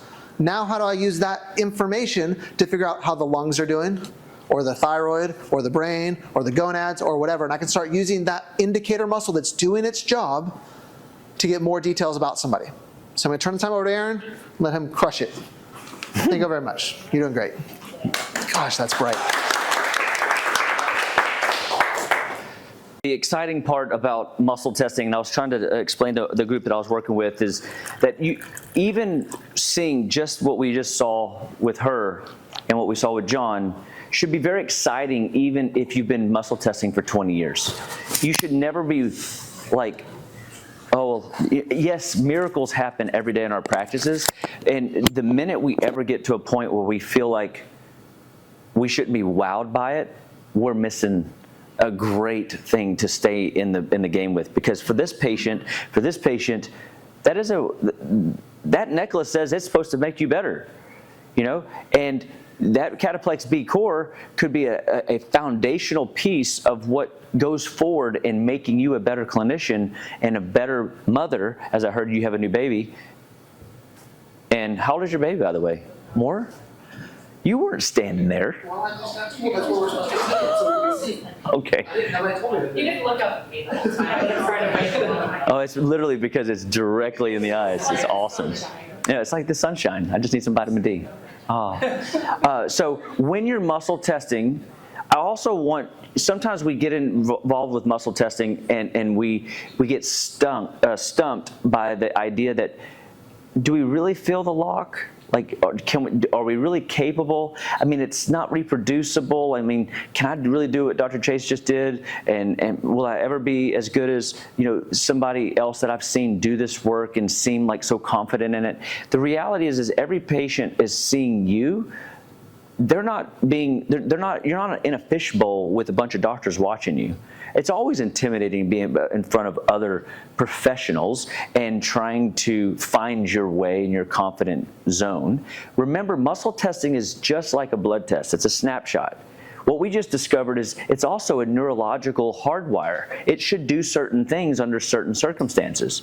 One of the biggest things that I realized in chiropractic school, because the only thing that we really worked on was the knee deep tendon reflex and the elbow deep tendon reflex, was I didn't even come to my thought process that there's a deep tendon reflex in every muscle of the body, until we started doing more and more muscle testing and reflex testing and all the different parts. So once we have a working muscle, where do we start with manual muscle testing? So we're confident in muscle testing, where we feel the lock, we know what that feels like. What are the patient's symptoms? What's the history say? What's our new patient paperwork revealing? What they bring us in to evaluate them? What does the patient's history reveal? What positive physical exam findings did we find? When we started working on one of our ladies, we started poking around on her tummy, and the stomach acid reflex was there. Then the splenic flexure area was there. Well, then all the ascending, transverse, and descending colon was there. And we started asking the question, do you have stomach problems? And she says, yes. And she goes, and do you remember what she said? I take betaine hydrochloride. I said, did you take it today? She goes, I didn't. And she's palpatorily in pain, us poking around. So we were able to just use a physical exam to ask a better question to figure out what might we do to serve her better. What does the manual muscle testing indicate? Well, in this case, we didn't do that. But in this case, we could have now taken all the findings of the stomach acid reflex, all the intestinal reflexes, and then we could muscle test those reflexes that correlate to the stomach, small intestine, large intestine, ileocecal valve, the sigmoid colon, and figure out if there is a corresponding glitch in the matrix, so to speak, through muscle testing. Right? So now we have physical exam, we have a story, plus we have a muscle test that is guiding our path. And now that creates our roadmap to help us feel confident that we're going to find a solution for this person. So what factors could impact the organ and gland? And this is just a small list. Metals, chemicals, food sensitivities, micronutrient imbalances. That was yours with the cataplex B core, that BIOS, B4. Environmental allergens, microbes, etc. Which means anything can cause anything. The great Alan Harper, we love him. And so you cannot, you want to be careful not to pigeonhole yourself into just a one-track mind, and it's always got to be these things. Everything that you learn at seminars should just give you one more nugget or one more tool in your tool bag to ask better questions. And I love muscle testing for this one concept. Muscle testing is simply asking. The Bible says we have not because we ask not, right? So muscle testing is just a form of asking. And I believe that that interaction gives us insight to step out of ourselves as a healer and step into the presence of greatness and miraculous, and up, down, inside out, the chiropractic philosophy, allowing healing to move from the source to the need. We just be the vessel. It's powerful. And so these are just wonderful ideas. And did y'all think it was really awesome that Chase just randomly, here's a story. Oh, you had a hypertonic muscle, you had a hypotonic muscle, you must have some mercury problems. And he couldn't see it because this light is really blinding, but I'm sitting right next to her and she goes, yeah. And she validated it. And that's so clinical knowledge, us being in a group like this where we can learn that kind of stuff is powerful. Go ahead. So where to start with manual muscle testing? Use clinical observations. If a liver shows up, what are some good questions that you guys might ask regarding liver symptoms? Any ideas? What's that? Are you pooping every day? Great question. My favorite question. Any others? How about skin issues, allergies, sluggish, tired, PMS. I mean, really, the liver's involved in over 1,600 known scientific pathways, and I believe it's involved in every pathway of the body, but the liver's the giver. It's the major organ we all learned about, that 2/3 of it can be removed and it will grow back. It's fascinating. That's pretty powerful. I don't know that I want to try it, but I'll take it for what it's worth, right?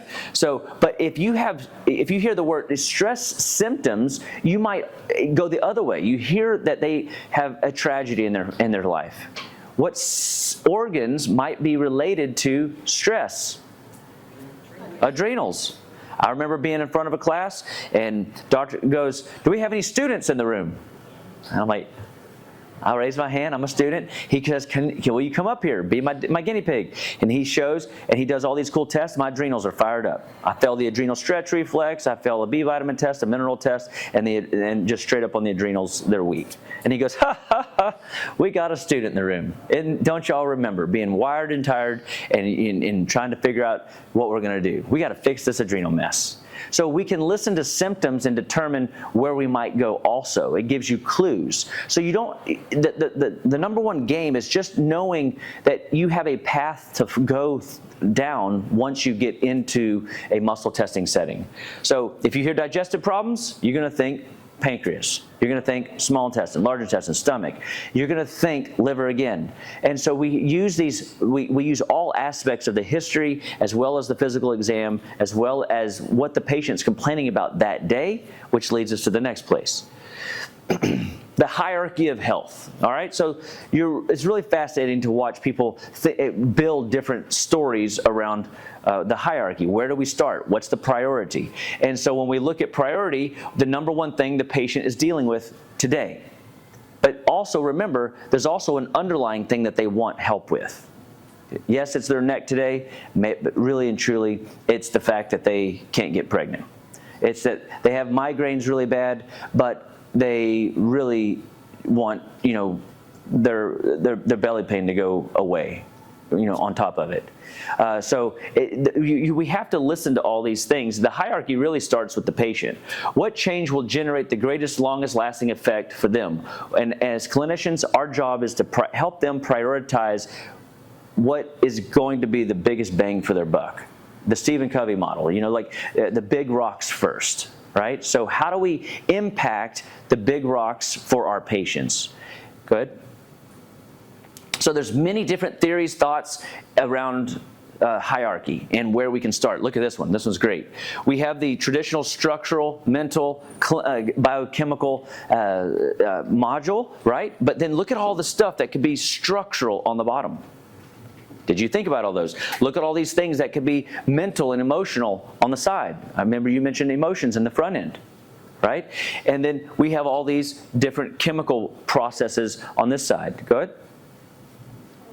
The hierarchy of health then continues to get broken down, and this is from nutritional endocrinology, and looking at organs, reproductive systems, thyroid, adrenals. They're really focused on endocrine axis and blood sugar. I don't think it's a bad place to start. It's a system, it's a model. And it's a place that you can teach from when you're sharing your message with your patients and begin to build a place of health for how you're going to lead them forward. So, disease, digestion, nutrition. So you come in with symptoms. And everybody, most of the time, coming to see us, they have symptom patterns they were not genetically born with. Digestion, nutrition, probably the bottom of my place where I would start. Detoxification, right there behind it. Blood sugar, absolutely positively. Endocrine inflammation, immune, all the way up. So this isn't mine, but it's amazing as we sit together and do these things together how I didn't come up with this, but I can get in alignment with it. Or I could even teach from this model here if this was what I had to work from. And I think having a philosophy on helping patients understand where you're taking them and what you're going to lead them through allows you also to have just confidence whenever you're looking for issues that might pop up in their body as they're going forward on their healthcare journey. Go ahead. All right, this is one of mine. We all want to see as many patients as we can and make the biggest difference as we can. For me, I found that I can have patients fill out a little questionnaire in the room every visit, knowing that I have history, I have blood work, I have tests that I've done with them. But the reality is I've now worked with this patient for 6 months. And do you know that things happen along the health journey over a course of 6 months, 9 months, 12 months? Where other things pop up on a week-to-week, month-to-month, day-to-day basis that I didn't realize their husbands was going to get laid off and their stress was going to go through the roof. And now we've got a new issue. Or they were going to have some issues with their pregnancy that set them up for postpartum depression. Does that make sense? So doing this little questionnaire, I literally have everybody answer this on every visit because it always gives me clues to where their problem lies. So I'll run through it real quick, okay? So why are they here today? And are they pooping every day? My very first question that I ask everybody. I'm so glad Chase used the word pooping. I think it's great. I realize the format is off, so we can't see all your questions for some reason. Oh, that's unfortunate. I may have edited this last night after I sent it to him. That wasn't me, I assure you. But are you pooping every day? And no means, and I have 3 questions to this. Are you pooping every day? Are you pooping before 10? And are you pooping twice a day? If the answer is no to any one of those 3 questions, then you're slow. And people go, I've never pooped more than once a day in my life. Well, that might be normal to you, but that's not how the body's set up. Okay? We should be having multiple bowel movements a day, especially getting ready for a detox cycle in the night and waking up coming out of a detox cycle out of the night. And so we should be having 2 bowel movements a day every day, and that's what we're all striving for. Well, it's really difficult to do that when we eat things that are going to put glue in our system and or processed chemicals in our system and or liquid sugar that it gums up the lines. It's just like all that dirt and grime in your driveway. And somebody power washes, you're like, oh, look how pretty it is. Well, the problem is we don't have anybody that can go in there and power wash the intestinal tract. You know what I mean? So we have to figure out ways to detoxify or work on digestion on a regular basis. And so how's their energy levels? Did you know that if they're not pooping every day, it might affect their energy? Yeah. All that energy is now tied up in the digestive tract trying to figure out how to get it to go more than once a day or go at all. Mental clarity. Do you know that them not pooping every day might affect their brain power? You drive all that energy downstairs, you don't have enough energy for upstairs. We're trying to move the trash out. And then that's kind of a bummer that it did that. How's your stress level? So that's another question that's on the list. Because I want to know what their stress load is, and if something went from, say, no stress up to a 7, 8, 9, or a 10, I know I've got to do some things. And I have to then probe, hey, what's going on in your life? And it helps me understand better that this is a acute issue or a chronic issue, all right? And I always tell patients, and I found that people have a hard time being able to measure themselves. We're good with spreadsheets, but we're not really good at on a 0 to 10 scale, how are we feeling? So I try to coach them. If it's a 7, 8, 9, or a 10, I've got to intervene and do something. So if you're panicky and anxious all the time, that's like 9, 10. You know what I mean? If you're nervous, anxious, you're 7, 8. But you should never be riding 7, 8 all day, 7, 8, 9, 10 all day long. Now, in the olden, there's a great book, why not gazelles, something never get ulcers. Zebras never get ulcers.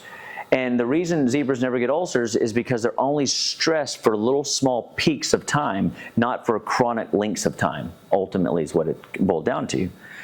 How are you sleeping? If you're not sleeping, you're not healing. So we ask these simple questions real quick. We let them answer them so that we can get data points back. So I guess, Chase, you'll fix that before you email it to them, huh? I already emailed it everybody out. But when I fix it, it'll be better on your thing. All right, cool. All right. So I already talked about sleep. Yeah, if you're not sleeping, you're not healing.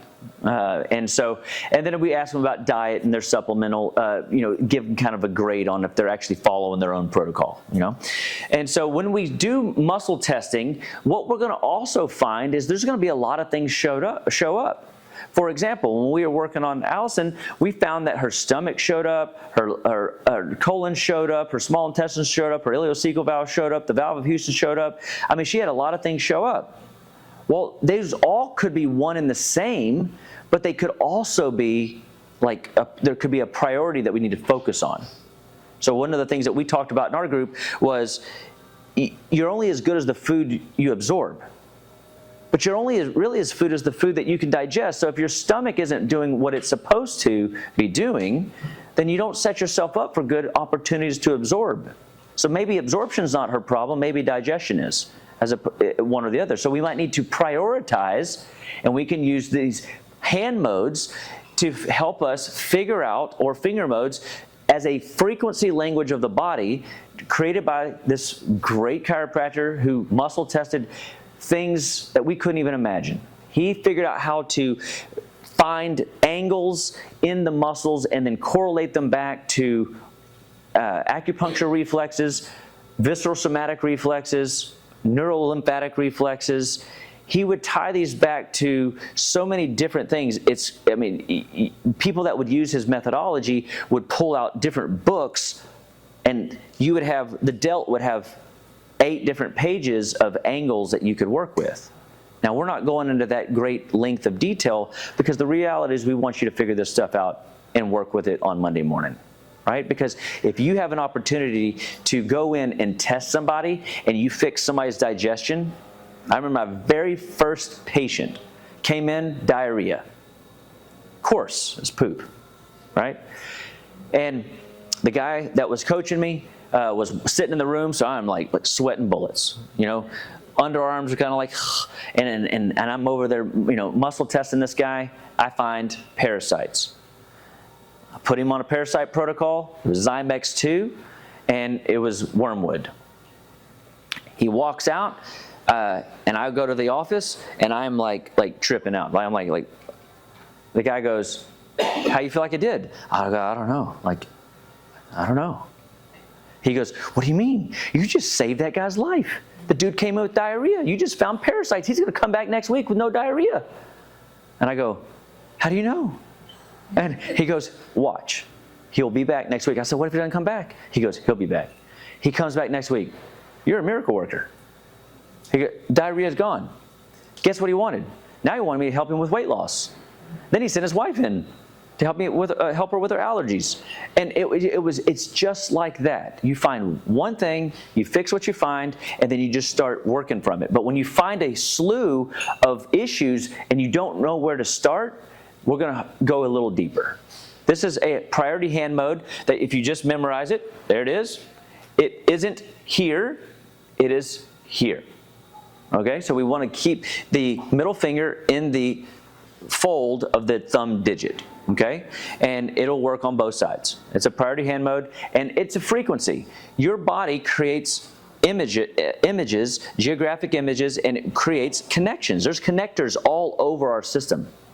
We are a beautiful, wonderful system. Yes, ma'am? If women have nails, make sure the pad. It's the pad. Yep, good call. Yeah. Thank you. And so if you have long fingernails, I do not, it's the pad that needs to touch. Go ahead, Chase.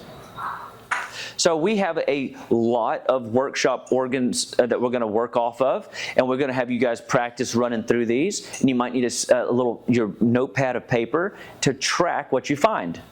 But before you let your patient off the grid, we want you to prioritize and find 1 or 2 priorities. You should find one major priority that should correlate with something that they're dealing with in their history. And they may not even tell you in that very moment, but you might then probe and go, do you have allergies? For example, when we were working with, was it Renee? Renee. So Renee, come on up here real quick. This is going to be fun. So Renee goes, "Oh, I'm excited. I want to be tested." Excited. Yeah, Tested. yeah. So everybody says that. So Renee goes, "Hey, test this arm. Push up." I know, it's terrible, right? And then on this arm, it was weak as a kitten, right? And so she goes, she just threw this out there. She goes, I'm. That's really bad. Thank you. No worries, you're fine. You're in the light video. It's like I'm blind. Blinded by the light. I think there's a song like that, or we could go there. So she happened to I tested this right arm and it was weak. And before I could go try anything extra, she goes, I was stung by a yellow jacket about 3 hours before I came this morning. So I guess it's been about 6 hours now, but it's still weak. Okay. So crazy, right?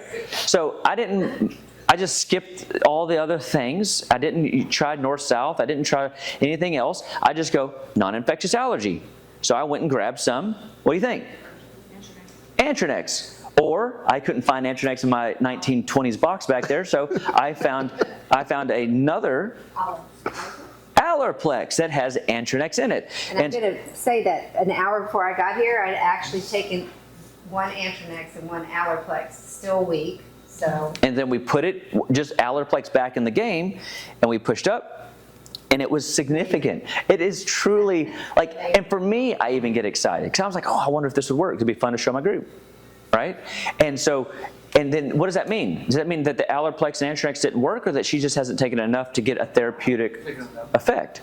So, and I told her, one of my kids one time, we were at a big event out in the country. I happened to have Allerplex. Kid gets stung by a wasp or a bee or whatever, and I literally made a poultice out of the Allerplex and crushed it up, stuck it right on top of the arm, because my daughter was little and wouldn't really swallow it. So I just packed it right on, and it took the swelling right out. So this stuff works orally and topically, and for your pets. So thank you. Thank you. So now I can have one? Yes. Yeah. Now you can go take your Allerplex. I'll get it a break. So this will be a good time where we want to take a moment. We'll leave this up here, and we want to roll through these lists. And again, one of the things I was telling the group too is when you start muscle testing, you become quite a good anatomist as well, because you start recognizing where the systems are in the body. And so I have these cool apps on my phone that show me, body parts, and I'll be navigating around thinking about how does this connect to this and this connect to this. And when you can begin to tie your muscle testing skills or lack thereof to your physiological knowledge, to their case, all of a sudden it elevates your clinical, practical skill set if you don't think you're equipped yet. And so I would, say that please take the information from the muscle testing as a tool that guides you to navigate priorities for a patient right where they're at, and it'll teach you to ask good questions. And if you don't have good questions yet, that's where a clinical reference guide would come into play. That's where a visit with Christy Biffy would come into play, or going to advanced seminars and learning more about product knowledge and how things affect what, when, and how. Okay, so let's take the moment. Again, remember, I think you will need pen and paper, and you'll make sure you prioritize, and you make sure that you find a priority. And let's see if we can fix using either an oral, the oral challenge test. Remember, use the ones up here, and this box, right? Yeah, why not? Don't use the Don't use this 1920s one. box. All right, so Hang on, remember when you go to workshop though. We got a question though. Okay, yes. I was just curious how who uses, how do you use the hand mode? It's like finger. So, good question. It can be either patient or practitioner. And do you do it before you scan? No, yeah, I scan blind, because sort of like what Chase was talking about, is going through and finding all the tender areas, and then going and then doing nutrient testing to try to figure this stuff out. And so I would go through and scan everything, just see how much shows up. Can you demonstrate? Yeah, sure. Tiff, you want to play? She always asks me to test her, so. Sit. Oh, she says she thinks she's switched. Well, we haven't even got there yet. But neurologically disassociated. All right, so we're going to be here. Keep this here, push up. All right, so if I'm going through my list, I'm just going to start at the top, and I'm just going to go down the list. Hey, Aaron, real quick, before you do that, Yep. because we had some people that were not good testable people, can you confirm that Tiffany is testing properly Yes. before continuing on? Because if she's hypertonic and we start poking on all these reflexes, what's not going to show up? Anything. Yeah. Does that make sense? Or something that isn't the priority, right? So here we go. So we go here, see if Miss Tiffany's working. So Tiffany's a good testing person. Somebody asked me, why would one person have that obvious kind of like flaccid effect versus somebody else? We all have a very pliable plastic nervous system. All right. Some have more congestion in the lines than others. Tiffany's been tested for as length of time as I've been in practice. I just saw you do an atlanto-occipital fix. Good job. You know what I mean? And so we want to see, push up. She also just understands what, push up. She understands what I'm after. So there's a little bit of a training. You're teaching a patient how to be tested too, right? But in this case, it's pretty good. I'm pretty happy with it. I think it might be easier. I want you on your back. We'll check a different, just because of doing it from that angle, it's going to be awkward. So I'm going to check now an anterior delt. I'll check the same reflex, okay? Push back. So we go right, north side of the magnet, push back. Okay, so we have, on this side of the table, I have a good working system. Keep this here, push up. Now remember, push up. Chase said we could also use a quad. You could also use any muscle in the body, right? So when they're lying parallel like this, I've got 4 muscle groups that I can play with. I've got left delt, right quad, left quad. And so we should be able to see that same reflex right over the quad. Push up, push hard. And it just doesn't want to hold, all right? So her body says, hey, I don't know what you're doing, but that's not, don't turn that off, push up. But you come back in, and again, one of the things that I also showed our group was when I test, I'm looking for what we call match my pressure, right? So I'm pushing, and I'm also in my mind counting 1, 2, 3, 4, 5, 6, 7, 8, 9, 10. I'm increasing every number a little bit of pressure just to make sure that I'm getting a lock. So I'm going 1, 2, 3, 4, 5, 6, 7, 8, 9, 10. I'm not starting at a 10, push hard. I'm not just driving it to the ground. It's not straight down. I'm literally making like a little bit of an arc. Even when it's out to the side, it's a little bit of an arc, just like the plane of the biomechanics of how this arm moves. So push, push, push, 1, 2, 3, 4, 5, 6, 7, 8, 9, 10. We're seeing, and we saw with the magnet, it turns off, so we're pretty happy to move forward, correct? So we're going to workshop these muscle organ reflexes in minutes or less, and they'd be better for a long time, 3,000 miles at least. And so the lymphatics are just that powerful. But they're also that system in the body that doesn't have a pump. The only way they move is if you groove. So if the dude don't move, the dude don't groove. So you got to make sure that the tailbone is wagging and the cerebral spinal fluid is pumping in order to get the active flow in your lymphatic system. So Tiffany's left lymphatic is off, and then so we found one. So lymphatics, I might even ask her, hey, you got any sinus issues? She's not sure. Okay, so we go check thyroid.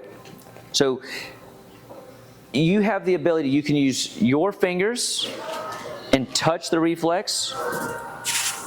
Okay, thyroid. You can go and look at these lymphatics, parathyroid. You can drop down thymus. I think one of the conversations that we also had was why the magnet works. Well, it overrides the polarity reflexes in the muscle spindle cells, and it creates a change. It's the same reason, these are 3,000 plus Gauss magnets. If I put this up to Chase's computer or my cell phone, I'm going to wreck it. Does that make sense? So I will oftentimes use this to try to get me out of the conversation. So if I do bring projected energy into the conversation, a magnet never has a bad day.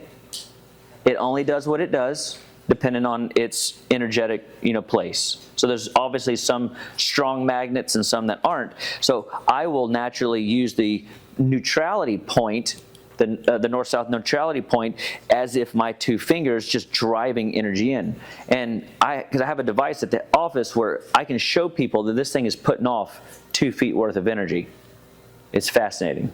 All right. So her body is having to ask, oh, what is that? Is that a threat? Or is that not a threat? So when we are over the lymphatics, we got weakness, but when we go over the thymus, we don't. So far thyroid's been clear. We're just working down, getting into the lungs. Lungs, so those are pretty weak. Have you had any lung trouble? All right. Well, I didn't hear you snoring, so. Just kidding. From the cough last week. I don't know. Oh, you had a cough last week. Okay, so she had a cough last week. So very interesting that she had that. All right, so now we're going to jump down into the heart. So heart's right here, right? So we're just going to go, because of proximity, I also like the magnet because I don't have to touch her boob, you know. And then we keep going. Number 6, we go down to another liver reflex. And then we just keep trucking. Every one of these reflexes, I'm just looking for glitches in the matrix and seeing which one of these things show up. So let's go, where are we at? Y'all call them out to me, that way I don't have to look. Stomach acids, we're gonna go look at stomach. So stomach acids also. So now we got lymphatics on this gal, lungs on this gal, and stomach acids, all right? Enzymes. Liver, Thank you. This will work much better. adrenals, kidneys, ascending colon. On the adrenals, please just make a note. So find the belly button on the adrenal reflex. You're going to be 2 inches up, 1 inch out from the belly button. So you just kind of poke down, find the belly button, go about 2 inches up, 1 inch out, and you will find your adrenal reflex. Check it on both sides. You also have the ability to check it underneath the back side. Just put the magnet on the north side over the adrenals, and this young lady's adrenals are fried as well. Left front, bilateral back. Okay, so is anybody taking notes for me? Because we've got a lot so far. We got stomach acids, lungs, lymphatics. We've got adrenals on both sides. What's next? Kidneys. So let's drop down. So we're gonna. I'm actually gonna. You can take your hand and just push up on the kidneys. And again, so the kidneys. What you're gonna find is you got the back of the pelvis. You're just gonna go up 1 set of fingers. And then you're going to find your kidneys, okay? And you're just going to push up through your primary digits and push up and see what you find. Now for her, it's interesting because she's a veteran muscle testee. She gets a little sloppy at times herself. So you have to kind of bring them back to no, block it out. I know that you can do better now. You know what I mean? So this is where that, like, you do just know what a lock feels like on a person. And for me, I've tested her a bunch, so I'm very familiar with hers anyway. But now, what's next after kidneys? Descending colon. Or ascending colon. Okay. Transversus, descending. Okay, so we got descending colon. Okay, what else? Sigmoid. So now, on the descending and ascending colon, so you got ascending, I literally can take my hand, and just make a knife edge, across and down, or again, you can just use the edge of the magnet, and it's putting forth energy into those reflexes, and if the body likes it, it won't give you a response. If the body doesn't like it, it'll let you know through weakness, okay? What's next? Small intestine?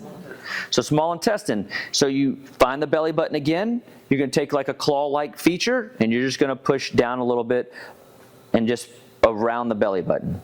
Remember, the small intestine is treacherous. Lots of hairpin turns. There's a lot of tissue there, and we want to just poke and prod a little bit and just make sure that we are covering our bases, that we get ascending, middle, and descending aspects of the parts of the small intestine, right? So it's not just simply, hey, I just checked that one reflex. Poke around a little bit. Because I find that, like, if there's 28 feet of intestinal tract, if you break it up into foot markers, so 1 foot, 2 foot, 3 foot, at 1 foot you might get certain symptoms. At 28 feet in, you might get certain symptoms. And you will learn your patient, if you teach them, every time they get a headache on the right occipital side, it is a right intestinal issue. Okay? And so you can help them begin to figure out where their body is glitching just through appreciating like where their symptoms manifest and what type of foods did they possibly eat in the last 3 days. Okay? What's after small intestine? Gonads. aka ovaries. So again, you find the ASIS, the anterior part of the pelvis, the little bony protuberances popping up, just step in 1 inch and you can poke on them. All right, what do we got? Pancreas. So we step back up, find your belly button, find the rib, and you're just gonna make a little knife edge across at an angle, pancreas. Spleen, it's gonna be on the left side, right up underneath the rib cage. You're gonna put a little pressure up behind the spleen. And remember, the spleen's kind of tucked up in there, so you kind of get up underneath that rib cage a little bit and push up. Okay? That's it. Oh, wow, okay, good. So, now, I've been to classes where there was pages and pages and pages and pages of reflex test, right? The goal is to gather a menu of options to pull from and then to start fixing what you find. And then as you get more confident, more involved with your patient care, you'll figure out where to go next. Okay, so this is again, we had, how many things pop up? 6. 6. So if we sent her out with 6 things, and maybe some of these things needs more than 1 to fix, we might find ourselves a little bit of a problem, right? So let's go, and we're going to use this priority conversation. So give me our first priority. You want me to just read what I got? Yep. Stomach acid. And so we got stomach acids. So we're going to go back down. We're going to find that stomach. So xiphoid process just off to the left just a wee bit.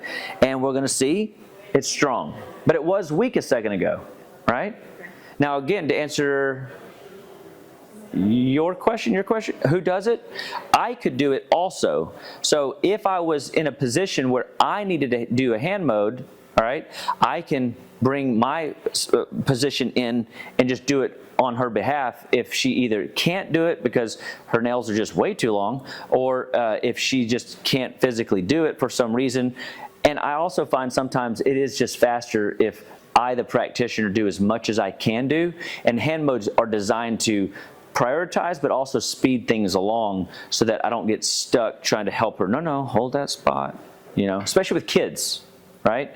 So kids don't understand the difference between place to place. But she's doing great. So stomach acid, okay? Lungs. Adrenals. That's probably priority. She's like, that's the one. Yeah. It's interesting you said that because in my clinical instinct, adrenal, and this is where I think intention is got to be careful. We can't bring ourselves into the story, but I'm just up here just demonstrating curious myself. Stay curious and you won't push your objective onto people. But would y'all agree that adrenals are her fix? So now, oh, we tried descending colon. Sorry, forgot one. You still holding it? There you go. Push back. Now, I know this girl. I'm shocked that her intestines wasn't a priority because, like, her intestines are always a priority. And so this is not the case. I must be stressing her out on Mother's Day. Shame on me. And I'm sure I'll get a talking to from some of you mothers in here.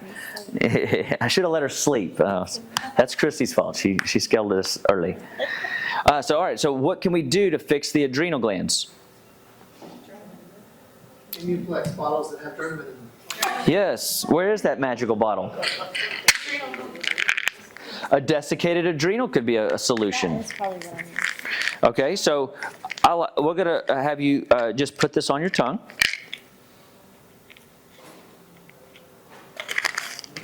I just took like 6. Y'all hear what she just said? She just took 6, and she's still, and it's very weak. So what do you think? That it's probably not going to be Dramamine, right? That would be a good clue. And I'm not trying to project, but I mean, she just gave me information I didn't know I was going to include. 6 large ones. And weak. Yeah, you go, Tiff. But apparently, I can respect that. yeah, apparently in this case, it didn't solve her, issue. Okay, Go ahead. Oh. Can you spit that out? Nobody saw anything, I promise. All right, did you say ashwagandha complex? Is that the one that Chase said we don't have? I think I have some, hold on, maybe. We could also try some Simplex F, just for grins. Because some, even though the pituitary, the thyroid, the ovaries didn't show up, maybe, hold on, maybe it's a connection issue. The whole system as a whole didn't come together. Oh, It's an adrenal health factor. look at, but look at that. That's one Simplex F, but yeah, I want that too. All right, so Simplex F worked. So y'all hold that into your data point. Good, I got it, even with the light. No, I'm gonna try it. This will be good for me. It's good for my nervous system. And then go ahead and take that.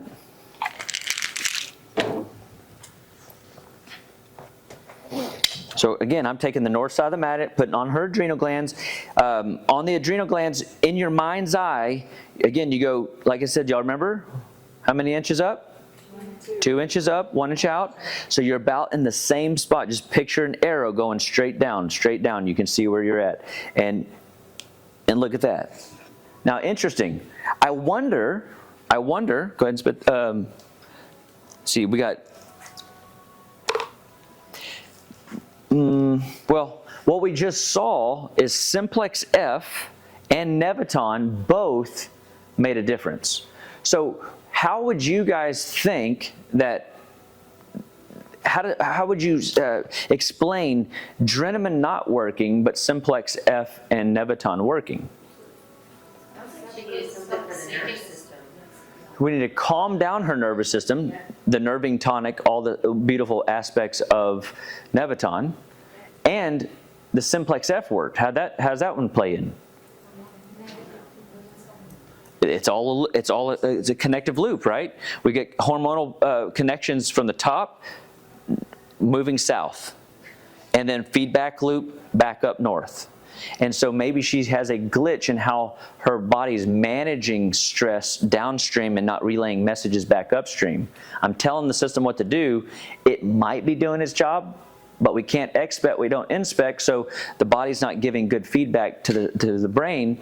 And so her body's telling us right now that Simplex F and Neviton would be a better choice. Did y'all find some of that ashwagandha? No, but I've got two here. Do you want to see if one prioritizes over the other, and just energetically check it out? Yeah. So introduce that concept. Those are what you just put it on top. You want me to, I don't know if it's, Do you prioritize? well, Which one is better? we could prioritize, or we could also do what's called stress tapping, but I don't know if we do. Do the hand on it. Yeah. So what we'll do is we just showed you a oral test, right? So hold that, just leave that there just like that. We're not gonna do that just yet, push back. We go back over the adrenals, and they are weak still.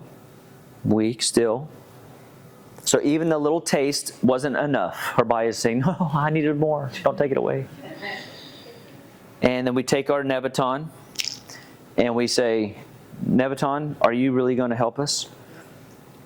And I'm just leaving Neviton on the body. People go, how does that work? I said, well, have you ever been burned by the sun? They said, yeah. I said, did you see the rays burning you? They said, no. I said, have you ever looked at the hood of a car and saw the little heat waves coming off of it? You're seeing energy in motion. Energy is always moving and flowing. And so we are using nutrients, herbs that carry forth frequency and energy. And so her body is reading everything around it, just like his Q-Link, just like your cell phone, okay? And so we go over the adrenal reflex again, go over the adrenal reflex again, go over the adrenal reflex again, nice and strong, okay? No, we're not prioritizing just yet. We just want to see if energetically these do the same thing. Now, I can tell you right now, Neviton seems to have a stronger effect than the Simplex F, which means I got a little bit of a buckle whenever I muscle tested it. Did you feel it? Yeah. And so now, does that mean that Simplex isn't beneficial? No. It just means that Neviton in this case, if I was going to like narrow it down to one thing, I'm going Neviton. But knowing me, I don't want to send this gal out because I bet you if I looked at her history, she would have scored, like where would you say your stress is on a 0 to 10 scale? She says 7, which means probably what? Because patients are always lying? 8 or 9. I mean, she is a mother of 4, and yeah, we've got a lot going on in our lives. And so I wouldn't send this gal out knowing a little bit about the history and how I'm able to pull data out of folks in a one-on-one setting. She would easily. So I have one other idea. Do we have any Mintran? Did I see Mintran back here? Yep. So now we've got Neviton. Ow. Oh, I just cardboard cutted me. So we're going to take some Mintran, go over the adrenal glands, push, push, push, push. So now I have 3 concepts that I'm going to play with, and I'm just going to prioritize all 3 of them and see. So I want you to make that priority reflex for me again. Right here. Thank you, ma'am. Push, push. I'm going to go back over the adrenal reflex. Still nice and strong. Still nice and strong. I'm checking the front and the back because I happen to check the front and the back. That's what we taught last time. And it is both strong on the front and the back. Simplex F, hold that priority reflex. Not as strong, actually not strong at all. It is definitely push hard. It is just not there, okay? So again, not to say that I wouldn't use it, but I like what you mentioned. Her nervous system is just taxed. What does Neviton and Mintran do to the nervous system? Mintran is God's mineral tranquilizer. Mintran. Okay? Neviton is nervine tonics. It helps bandwidth. So Pat offered a nice, technological metaphor a moment ago. This Neviton increases neurological bandwidth for a patient. It doesn't give them permission to go get stressed out more, but it helps them handle the stress and gives them some margin. The Mintran calms their nervous system down enough so that they can process their environment. So if they're ripping and roaring down a racetrack at 200 miles an hour, it's hard to see, periphery, right? Mintran slows it down enough so that they can. So this young lady might be susceptible to a lung infection or lymphatic infection or things slowing down in her system because she's stressed, panicked, freaking out. Very good. So Mintran and Neviton both prioritized. This girl would go out with Mintran and Neviton, and just on what we just went through off of our priority. Does that make sense? Is it stronger with Simplex with it? Yes, sir. So, what I typically do in my office, I put all 3 of them and I'll put the Primomo and then I'll just see which one comes out, and then when I speed up the process, is that how you do it? Work? So, so you're saying like you'd put all 3 of them? 3, and then once you go Primomo, you can kind of muscle test and you can put your hand on it and be able to find which one's a weak, that goes weak. Yeah. So you were saying basically you'd go here and then you would just touch, and then if that one buckled, you would take it away. That's correct. Yeah. So that is another way to do it. I think for just trying not to.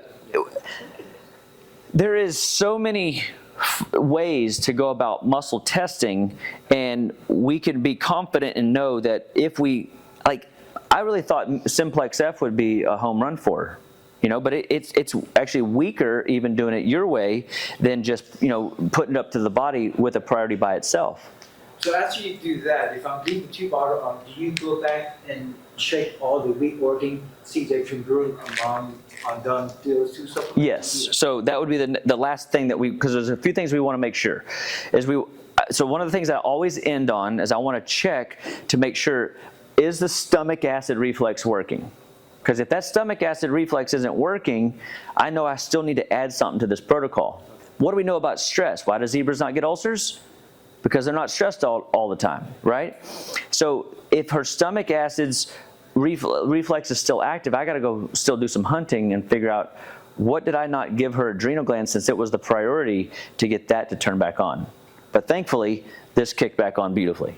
Okay, then I'd go back up to the lungs, then I'd go into the lymphatics, and then I'd go into the descending colon. I think that was the one you said, right? Was there anything else I missed? And so now at this case, I would be comfortable knowing that if I at least supported her with a nervine tonic, Nevaton, and God's tranquilizer, Mintran, that her system would be able to rest when she walks out my door. And so when I bet you, if I look at her symptom survey, which will show you the answer key in a moment, her first answer will be sympathetically driven. She'll be probably a sympathetic dominant overloaded case. And she'll have predominant adrenal signs and symptoms. And if she did, wouldn't that be cool? Now her personal secret history matches her muscle testing story, which then builds my clinical confidence in what I'm doing in my office. Can you show how you dose, how much, how you do dose it, how much Yeah. you need? Can you show that? So he's asking if I'm now, how do I figure out how much to dose? Because did y'all all hear, whenever she took how much Drenamine? 6. Well, you go, Tiff. Get on with your bad self. And so, because that's a mega dose. One of the new Drenamine is equivalent to 3 of the old, right? So that means she took 6. Do the math. That's why I say. And it didn't hold a candle in the wind to her problem. But I never responded to German. I just took it because. Yeah, she's more of an herbally girl anyway, and or maybe adrenal desiccated. All right, but for now, we got to dose these things out and figure out, well, how much is going to make a difference. We don't want it to be like Renee over here, who was taking Antranex and Allerplex and not getting enough. So we go Mintran, 1, 2. I literally just asked 3, 4, 5. So she needs 4 of these. So again, I'm counting. 1, it's strong. 2, strong. 3, strong. 4, strong. 5, oh, did I miss it? 6, no. Try again.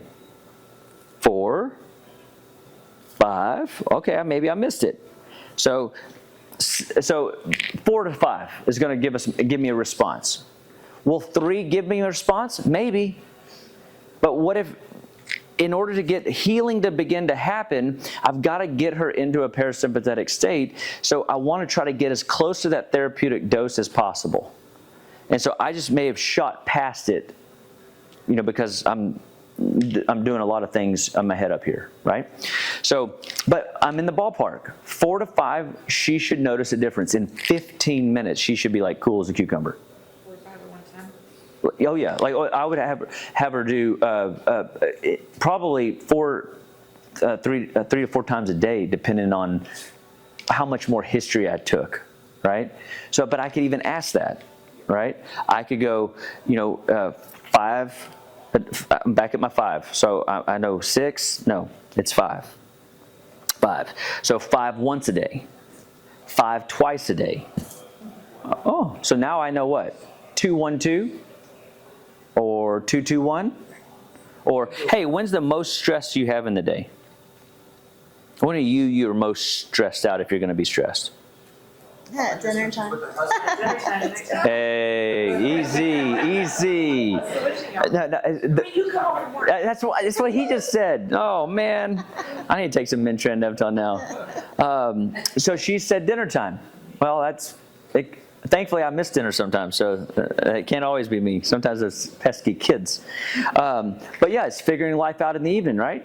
So I would probably go 2, 1, 2 to get my 5 in this case, right? Can I ask breakfast, lunch, and dinner too at the same time, or you just do that way? So I could, I don't. And his question was, could you specifically ask the body when to do? Do you want it more in the morning? 3, 1, 1, 2, 1, 2. But what I've learned in practice, the more complex it is for a patient, the less likely they're going to follow it. So I would also suggest that if I'm taking 2 in the evening, what am I setting her up for? A better night's sleep. So if I only give her 1 in the evening, and she just told me her most stressful time of the day is in the evening, giving her 2 to kind of knock the edge off so that when I come home, I don't push her over the non-sleeping edge, right? So again, and I leave the bottle up there, and this is all energetic, back to what Chase has said, because at this point, I'm not going to have her have 5 Mintran in her mouth. And I'm going to ask again, Nevaton, 1, 2, 3, 4, 5. Let's try again. 4, 5. So we got 4 once a day. So 4. Let's go. 3, 4. So I keep shooting right past it. All right, so 3 once a day? No, come on. Once a day? Twice a day? No. So in this case, it'd be 3 once a day. So I would do 2, 1, 2, 1, 1, 1, and I'd be pretty happy with knowing that I've given her some bandwidth and calmed her system down. Does that make sense? Normal dose. What's that? Oh yeah. So the question was, do I test how long a patient should take it? Yeah, take it till you come back and see me. We're going to check it again in 2 weeks. So because again, there are like if they're sick, I have a thing in my office. When in doubt, we congoplex it out. Okay. So I don't muscle test that. I could, and I do use muscle test congoplex quite a bit, but I'm going to, you take congoplex 5 days past feeling good, right? And but with this, because stress is such a secret killer and a healing stopper, we can't afford for her to have 5 days of good world and I got off of it and my system crashes, because the adrenals need time to restore themselves, just like the liver would need time to restore itself. Yes, sir. I was just gonna say, you can ask tons of questions, but you can miss the forest for the trees. Yeah. Like you can get so bogged down in what time of day, with what, food or no food, whatever. And tomorrow it could be different. How long to take it, you don't know what's gonna happen to her 3 days from now. So a lot of times you do kind of, at least I do, a more general protocol and you check back a little more frequently. That's right. Because you can get so complicated, they're really impressed with it, but they won't keep up with it, and it's not gonna be accurate. If you get really technical, it may not be accurate past today.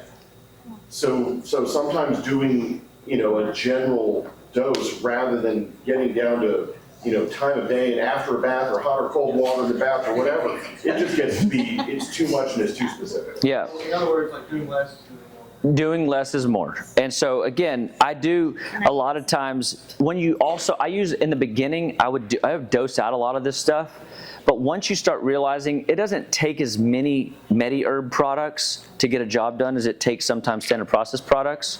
But she did pretty good. But remember, this is also 3 times the size. They increased the size of this pill too. So 5 Mintran is 15 of the old guys. So this, we can assess that this young lady is, got some stresses on her docket. All right, so let's workshop this. Yeah, she's like, give me the Mintran. Yeah, all right. Stuff. Whichever one is the sweetest. The sweetest would be preferable. Just go get it a little bit in a cup. You don't need it more than a couple of pieces, but everybody just go get one of those real fast. It's gonna be awesome. We are playing the Jim Nema game. Who offered that? Okay, we played it before. The Jim Nema game is so fun. Yeah. You made me suck on that.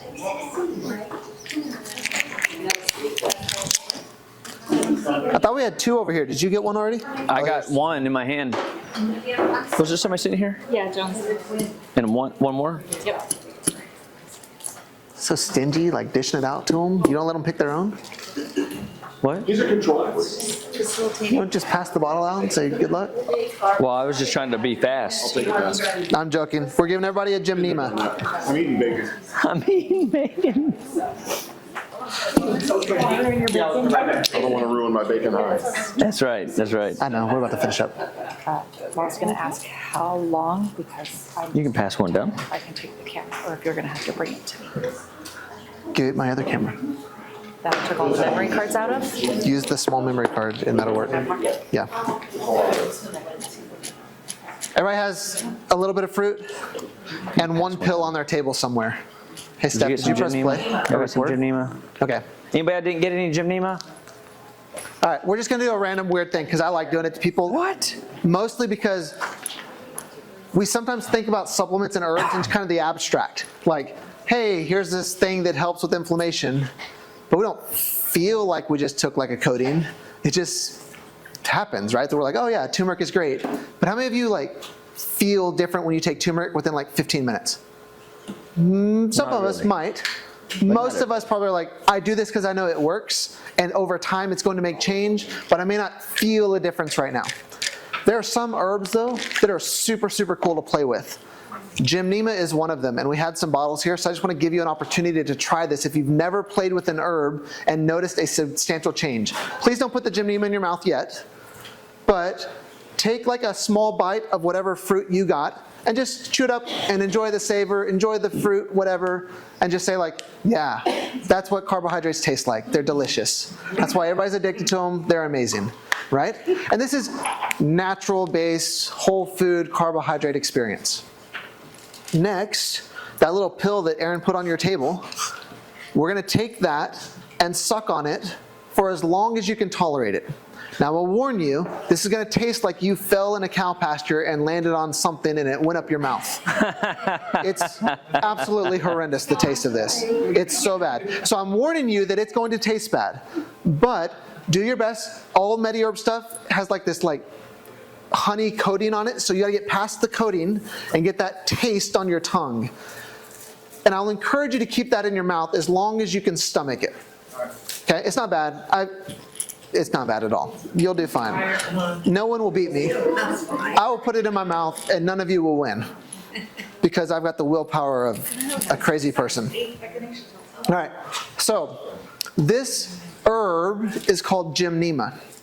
Jim Nema we often use for blood sugar support, helps with pancreas insulin creation through the beta cells. It helps restore things in the body. But it has a really, really neat side effect. And that is the taste of Jim Nema will dampen your carbohydrate perception in your tongue. So you're tasting this thing, it's hay, it's cow patty, it's Jim Nema, it's something, it's potent, and I get it.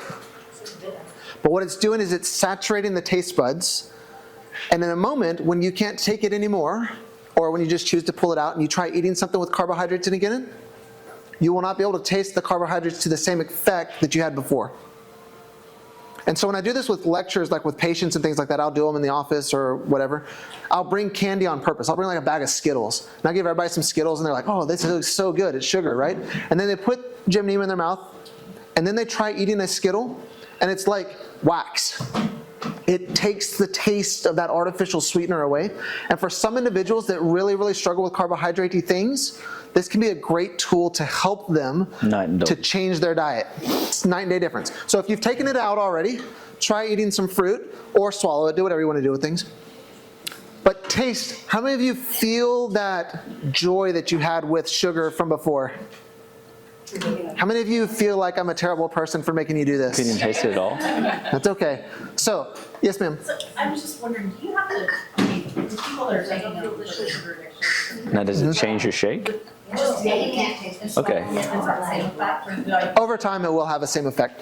So your shake So metabolic complex with Jim Nema together, when you start taking that, it'll do this concept to where sugars won't taste as potent for you, but you'll still taste the sugar. So for some people that really struggle with carbohydrate and food management, I'll have them get the liquid MediHerb version of this and dilute it down into water and just put it in a squirt bottle in their purse, and they're like, whenever they feel the need to go buy Starbucks every morning or something like that. Or when they go get their Diet Coke and they're like, and then the Diet Coke doesn't taste like it's supposed to anymore. And the fruit that you're eating doesn't taste the way it's supposed to anymore. But when you eat chicken, broccoli, cauliflower, whatever, those all taste the same. And you're like, what in the world? Well, sometimes people just need a little bit of an assistance to get where they need to be. And clinically, we've got tools in our tool belt to help us help the patient make the changes they need to attain the level of health they're looking for. And it's deep-rooted as well. I mean, it's acute in the fact that it's fast-acting, but then all those benefits of beta cell resetting, insulin producing, resetting the management of sugars at the periphery makes just a world of difference in how a product like that doesn't just help in that immediate break the bad habit, but also serve the long-term benefit of a blood sugar case. Yeah, so it's huge stuff. Sorry, side derailing our muscle testing workshop or whatever, but herbs are powerful, powerful things. When I first got into practice 15 or so years ago, myself and Dr. Chapa and another friend of ours, Dr. Hopkins, we used to get together all the time on whenever we could, actually. We'd just hang out all the time in the office, and we'd experiment with stuff. And we said, hey, I wonder what happens if we all take obscene amounts of Thymex for the next week. Like, we take 40 Thymex a day for a week straight, just to see what would happen, right? And we'd come back and we'd talk about it. It's like, oh man, what happened? Well, it felt like a 2x4, like hit me in the back of the head after day 3 or something. Like, okay, and we write it down in our notes, like, okay, I know what to tell patients now. When I give you this supplement, if you take 40 a day, you might experience this, right? Well, not all patients take 40 Thymex a day, and that's fine. But sometimes patients come back and they say, you know what, doc, the thing you give me is making me have these symptoms.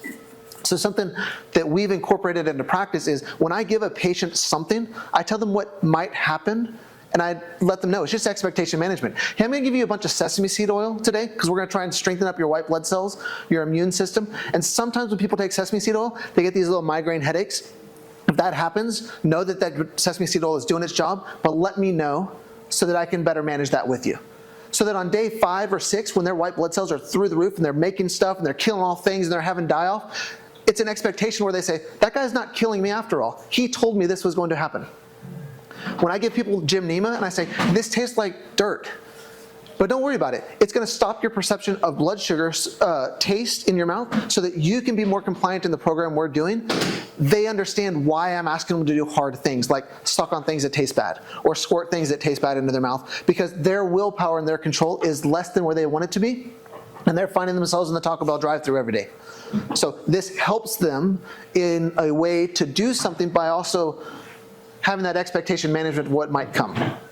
Right? If any of you have ever given someone like Colax without warning them that they might have explosive diarrhea, you are doing a disservice to your patients, right? So when you're going to give something to someone that forces the bowels to move, and you don't say, by the way, you might have a blowout. I have a question about. Be mindful of that, right? What about patients who take it and it doesn't do anything for them? That would say they're not taking enough. That's the standard process of salt. Yeah, no. So you're right. Sometimes products don't do what we think they might do. Like, hey, take 3 Colax a day and you'll have better digestive activity. And they come back 2 weeks later and like, no, it's still the exact same. Well, doctor, let's dig a little bit deeper. That's why we've learned some ideas of clinical reference guide being a way of we can learn about different products. But also, hey, let me do some symptom surveys like you did today. Let me do some muscle testing. Let me do some palpation. Let me look deeper to why you're not responding to this herb complex the way you should. Because if you're responding appropriately, you will have digestive activity increase with Colax. If you're not, maybe we're blocked, maybe we're switched, maybe we're mercury toxic, maybe we've got an infection, maybe we're still eating gluten and I need you to get off of gluten so your body can calm down. Whatever it could be, this is why we get to be the clinical practitioners that dig through the art and the science of the patient presentation. So today we went over a lot of stuff. We talked about physical exam stuff, we talked about muscle testing basics, we talked about how to find an appropriate muscle versus a not appropriate muscle, what we might do about it in certain situations. The number one thing we hope you take from today is the confidence to start trying. Because if we walk out tomorrow or Monday morning in practice and we say, that was a neat 4 hours, I had a lot of fun, I tasted some weird herb, I might give that to my people that are difficult in the office, whatever, then we're potentially missing the boat because we just go right back with the blinders where we were before and we just do the same thing again, right? We're trying to expand the vision that we take with the patients that we help on a daily basis. Now, to be fair, sometimes it's a little bit cumbersome because if you run a normal 15-minute office visit or 20-minute or hour or whatever you do, and now you're trying to incorporate something new into it that you've never done before, you might get behind, people yell at you for running late all the time, whatever it might be, right? But sometimes it's okay to take a little bit of a break and try something new and say, hey, you know what? I'm just going to try and establish a little bit more confidence in determining a better muscle test. So today, patient, we're going to do our normal thing, but I'm going to do this one extra thing.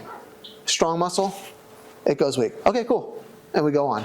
Strong muscle, goes weak. Cool. Third patient of the day, strong muscle, doesn't go weak. Let me try something real fast. Put this in your mouth, hold this thing, do whatever. Muscle goes weak. Cool. Well, what does that mean, doc? I'm just experimenting. Means nothing right now. Go home, you're fine. It's not the droids you're looking for, right? So we do what we need to do, but it might be what you do to just get the confidence level to go up a notch, so that you next time can say, you know what? I've got this patient that just came in and it hurts really bad right here when I touch on it. He's got restricted motion in his shoulder. I'm not quite sure what to do yet, but let me just try this new thing. Hey, we put this on your tongue? Let's see what happens, right? And so this is something we did a little bit earlier, which was fun. Do you mind if I talk about this, Tay? Just your experience? Okay. So we had Tay up here and we were poking on him, and it hurts really, really bad on his gallbladder area. He recently has restricted motion in his shoulders, and we're like, hey, let's see what we do. If you were going to list 5 things for the gallbladder or liver area that hurt, or I'm sorry, if it hurt here and you were going to do 5 things to try and make it better, what types of things come to mind? Let's talk about them real quick. Take fats out of the diet. Maybe modify the diet, remove fats, lowers fat content. That might be something. What else? Choline. Choline, who's not teaching the class. Who else? Oh. AF beta food. Okay. Beta call. Livoplex, right? So there's 5 things we potentially could do. Lower his fat intake, provide some digestive support through the biliary secretion, enzymatic activity there, right? Well, in our exam, when we poked on it, it hurt. So we put AF beta food in his mouth. No change. Enzymes in his mouth. No change. Livco. No change. Zypan, no change.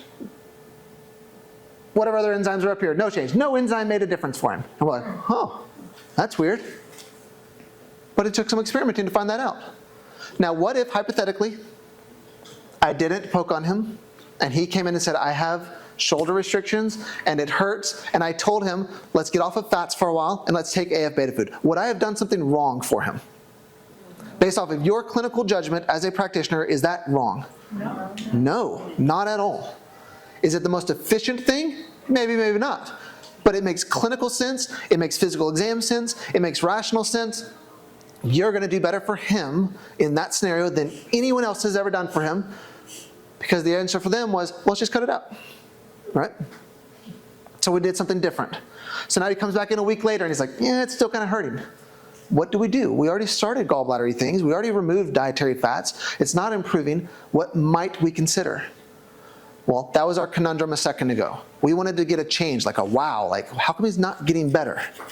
So we just broke the mold and said, well, we already tried a bunch of digestive-y things. What if we just go to an inflammation thing? So we put turmeric in his life, and we got a pain reduction. Now, how many of you thought on day 1, if someone has gallbladder-y tenderness and restricted motion in the shoulder, that you would say, that's a perfect turmeric example? No. None of us, right? But the magic of doing a physical exam and asking different questions is now we can look at the body a little bit differently. Is AF beta food bad? No, of course not. It's carrots and beets. It's phenomenal. It's going to thin the bile. It's going to make him poop better. Life is good. But in the opportunity of giving just a little bit more time and evaluating a little bit differently, we found something that made a bigger change. So I give him AF beta food and turmeric, because I'm a practicing clinician that likes to make things better, right? Now, did it help his shoulder at all? No, I actually pulled him aside afterward and I was like, let's just see what happens. So we did range of motion and it got to about here. We put turmeric in his mouth, and it may have gone up a little bit, but it wasn't like, oh my gosh, look at this. That would have been cool, but it wasn't. That's why he's not up here showing us right now. I put something else in his body, which was called Trace Minerals B12, because it has a decent amount of manganese inside of it. And manganese is essential for ligaments and joints, so if someone's not working right, I might try that. Put it in his mouth, no significant change. A little bit, but nothing crazy. And we just kind of played around looking at range of motion as a way to provoke the body rather than palpation. What was the concept we're looking at? Something not working right, neurologic taste response, creating a positive change in the body. Now, we demonstrated nutritional physical exam of poking and saying, gallbladder doesn't work, put something in the mouth, gallbladder gets better. But what if tomorrow, because of my musculoskeletal focus, I start with range of motion. And I say, you know what? Bring your chin down your chest. Oh man, that hurts. Look up to the sky. Oh, that hurts. AF beta food in their mouth. Hey, cool. Hey, what'd you do to me? That was crazy. That's a positive finding I can now influence through a nutritional means. Make sense? Is that too much of a stretch for anything we've done so far? So the last part of the class that we were going to go through was how to dig a smidge deeper into the body, of looking to know how we can address people nutritionally in ways we may not normally consider. That's one of those ways. When we talked earlier about a baseball player that might come in and say, my shoulder hurts, and I've learned a deltoid muscle test and a quadriceps muscle test from this class, but maybe I think back to physical exam, and I remember that there are internal rotators and external rotators, and I could just challenge those muscles. Even if I don't know what muscle it is, I can say, you know what? You say it hurts when you do this? Let's just test it. So now we test that muscle and it hurts and it goes weak. And I think, that's weird.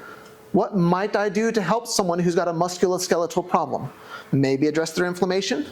Maybe can address their connective tissue support areas. Maybe support their adrenal glands. So I can try something. Hey, put some Drenamine in your mouth. Hold a bottle of Drenamine. Do something and look at them a slightly different way rather than saying, your shoulder doesn't work, your range of motion is off, let's do some E-stim, some TENS unit, and we'll stretch it out, and then we'll see you 3 times a week. Which is still an appropriate course of action for the injury that's involved, but maybe I can do a little bit more. So now we're looking at the body differently, okay? Patient walks in and says, hey doc, I've got explosive diarrhea. I'm not getting better. Why are you pointing at me? Well, you talked about an explosive diarrhea patient and wormwood enzyme X2 earlier. So, patient comes in. Would I potentially adjust that person as the chiropractor in the room? I probably would, because I like moving joints and bones and trying to help nerves work in that direction. But if I can now step back and say, yes, you person that has a digestive problem came to chiropractor, which most people think are bone and back doctors, yes, I'll do that. But we've also found some other stuff, and we're going to support the immune system through wormwood enzyme X2, and diarrhea changes. When we incorporate nutritional stuff, it doesn't mean we have to throw out everything that we are already good at. We're just looking at ways in which we can try and help the patient in different ways or avenues so that they come and say, you know what, that doctor helped me with my diarrhea. I wonder if you can help me with my weight loss. I wonder if you can help me with my energy, because nobody else is doing it. So that's one way we can accomplish that process. Let's do one last thing. Where are we on time? Yeah, 15 minutes. we've got enough time to just demonstrate a concept or an idea. Can I borrow somebody? Actually, my favorite dentist in the room, can you come up here again? Everybody still have their Jim Neiman in their mouth, right? Y'all got rid of that? You're still sucking. I thought we were having a competition. You're definitely. Heck yeah, I win. Nobody can ever beat me in the Jim Neiman test. All right. So we saw earlier, where's my cataplex B core? It's right here. I got it. Come on, what are we doing here? Thank you, ma'am. I cannot see. Good night. Are you okay sucking on this for a while? It's not as bad as Jim Neiman, I promise. If you can just put that in your mouth a little bit for me. Would it be terribly bad if I had you sit over here so I can just stand over here? There we go. And I know that light is so bright. You can close your eyes if you want. We saw earlier that when we take a muscle, push up for me, and we return it back to a normotonic state, we can now use that as a way to tap into the body and find more information. We also learned that we can go through and do an organ scan and find things like lungs, thymus stuff, stomach stuff. We can go through and do all these things, right? But what if I want to try and do more? Someone who is neurologically disorganized, like we saw earlier, might have other things going on. This is where we're just breaking the rules for a second, because we didn't learn this. There's not a slide that's about to show you what I'm doing, but you know how to do it already. Dr. Chapa showed how when we take magnets and we can use them as provocation points on different organs and glands, right? Have some level of neurologic disorganization going on. Push up for me. She's good and strong. I'm going to just check different parts of her brain and see what might happen. Because now I've got a thought process going on. I'm thinking, wait a second, she was neurologically disorganized. We had hypotonicity on one side, hypertonicity on the other. What if her brain is struggling right now? So we're just gonna guess and see. So I can come to the crown of the head, like the corpus callosum area, come over here to the frontal lobes, and I'm just experimenting. I'm just checking to see what's working. And so far, we got some really good stuff going on. And it's great. This is so good because I'm surprised myself. I was expecting just craziness, right? And we're like, this is so good that none of those caused weakness. Went all the way to the brainstem and all of her stuff there. But now I'm like, man, that's so weird. I'm trying not to influence it, but it walks like a duck and talks like a duck and swims like a duck. It's got to be a duck. Where are her metals hanging out that are causing neurologic disorganization? Teeth. Could be teeth. Do you have metals and stuff in your teeth? She better not. No, I'm just joking. She doesn't. We have provocation vials that we sometimes use with people to do things. In the last slide that you have in the notes that I sent out to you, there will be places where you can find things like this, okay? This is a company's version that I use in my office. This is a different company's version that I use in my office. Aaron has a different company's version that he uses in the office.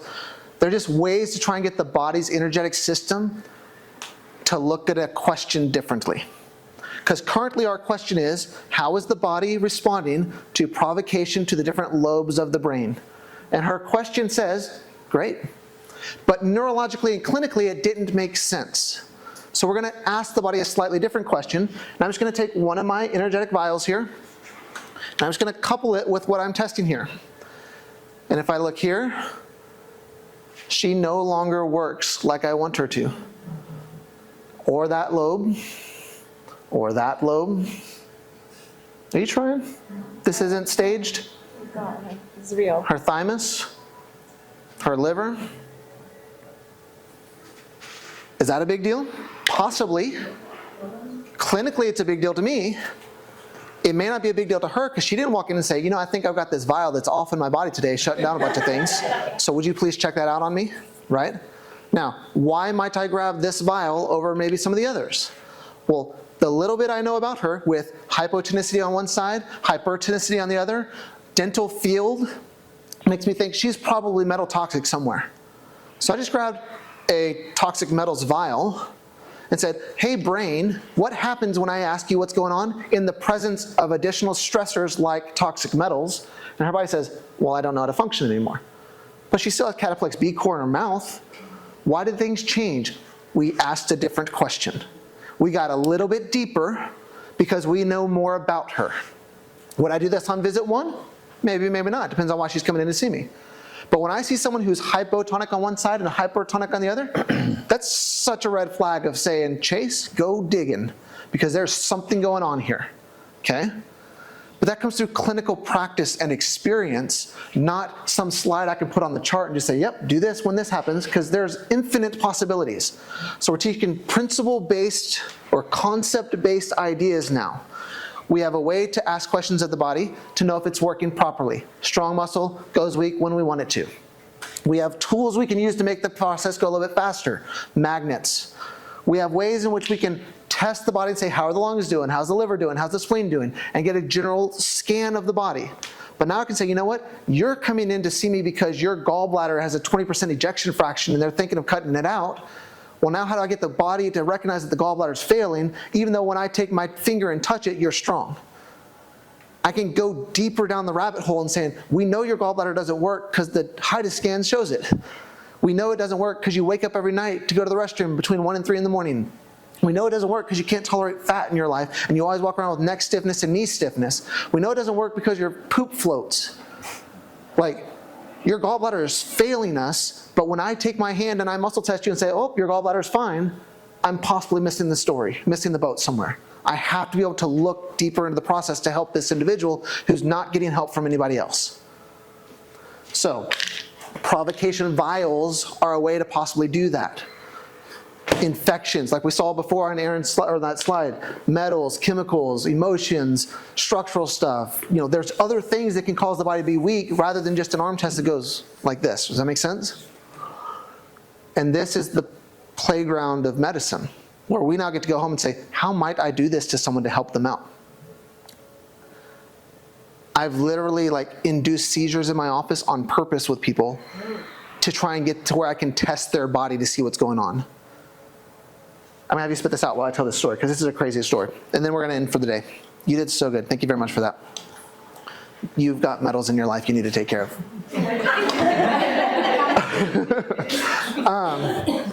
So a girl comes to see me, it's probably about 16 years old or so, wants to get a driver's license, but has 8 to 12 grand mal seizures a day. All over the place. They started when she was 8 years old and she visited her dentist. And this is what made me think of this story. We were talking about dentistry. They put a bunch of metal in her mouth. And within 2 weeks of going to the dentist, she started having 25 to 30 grand mal seizures a day.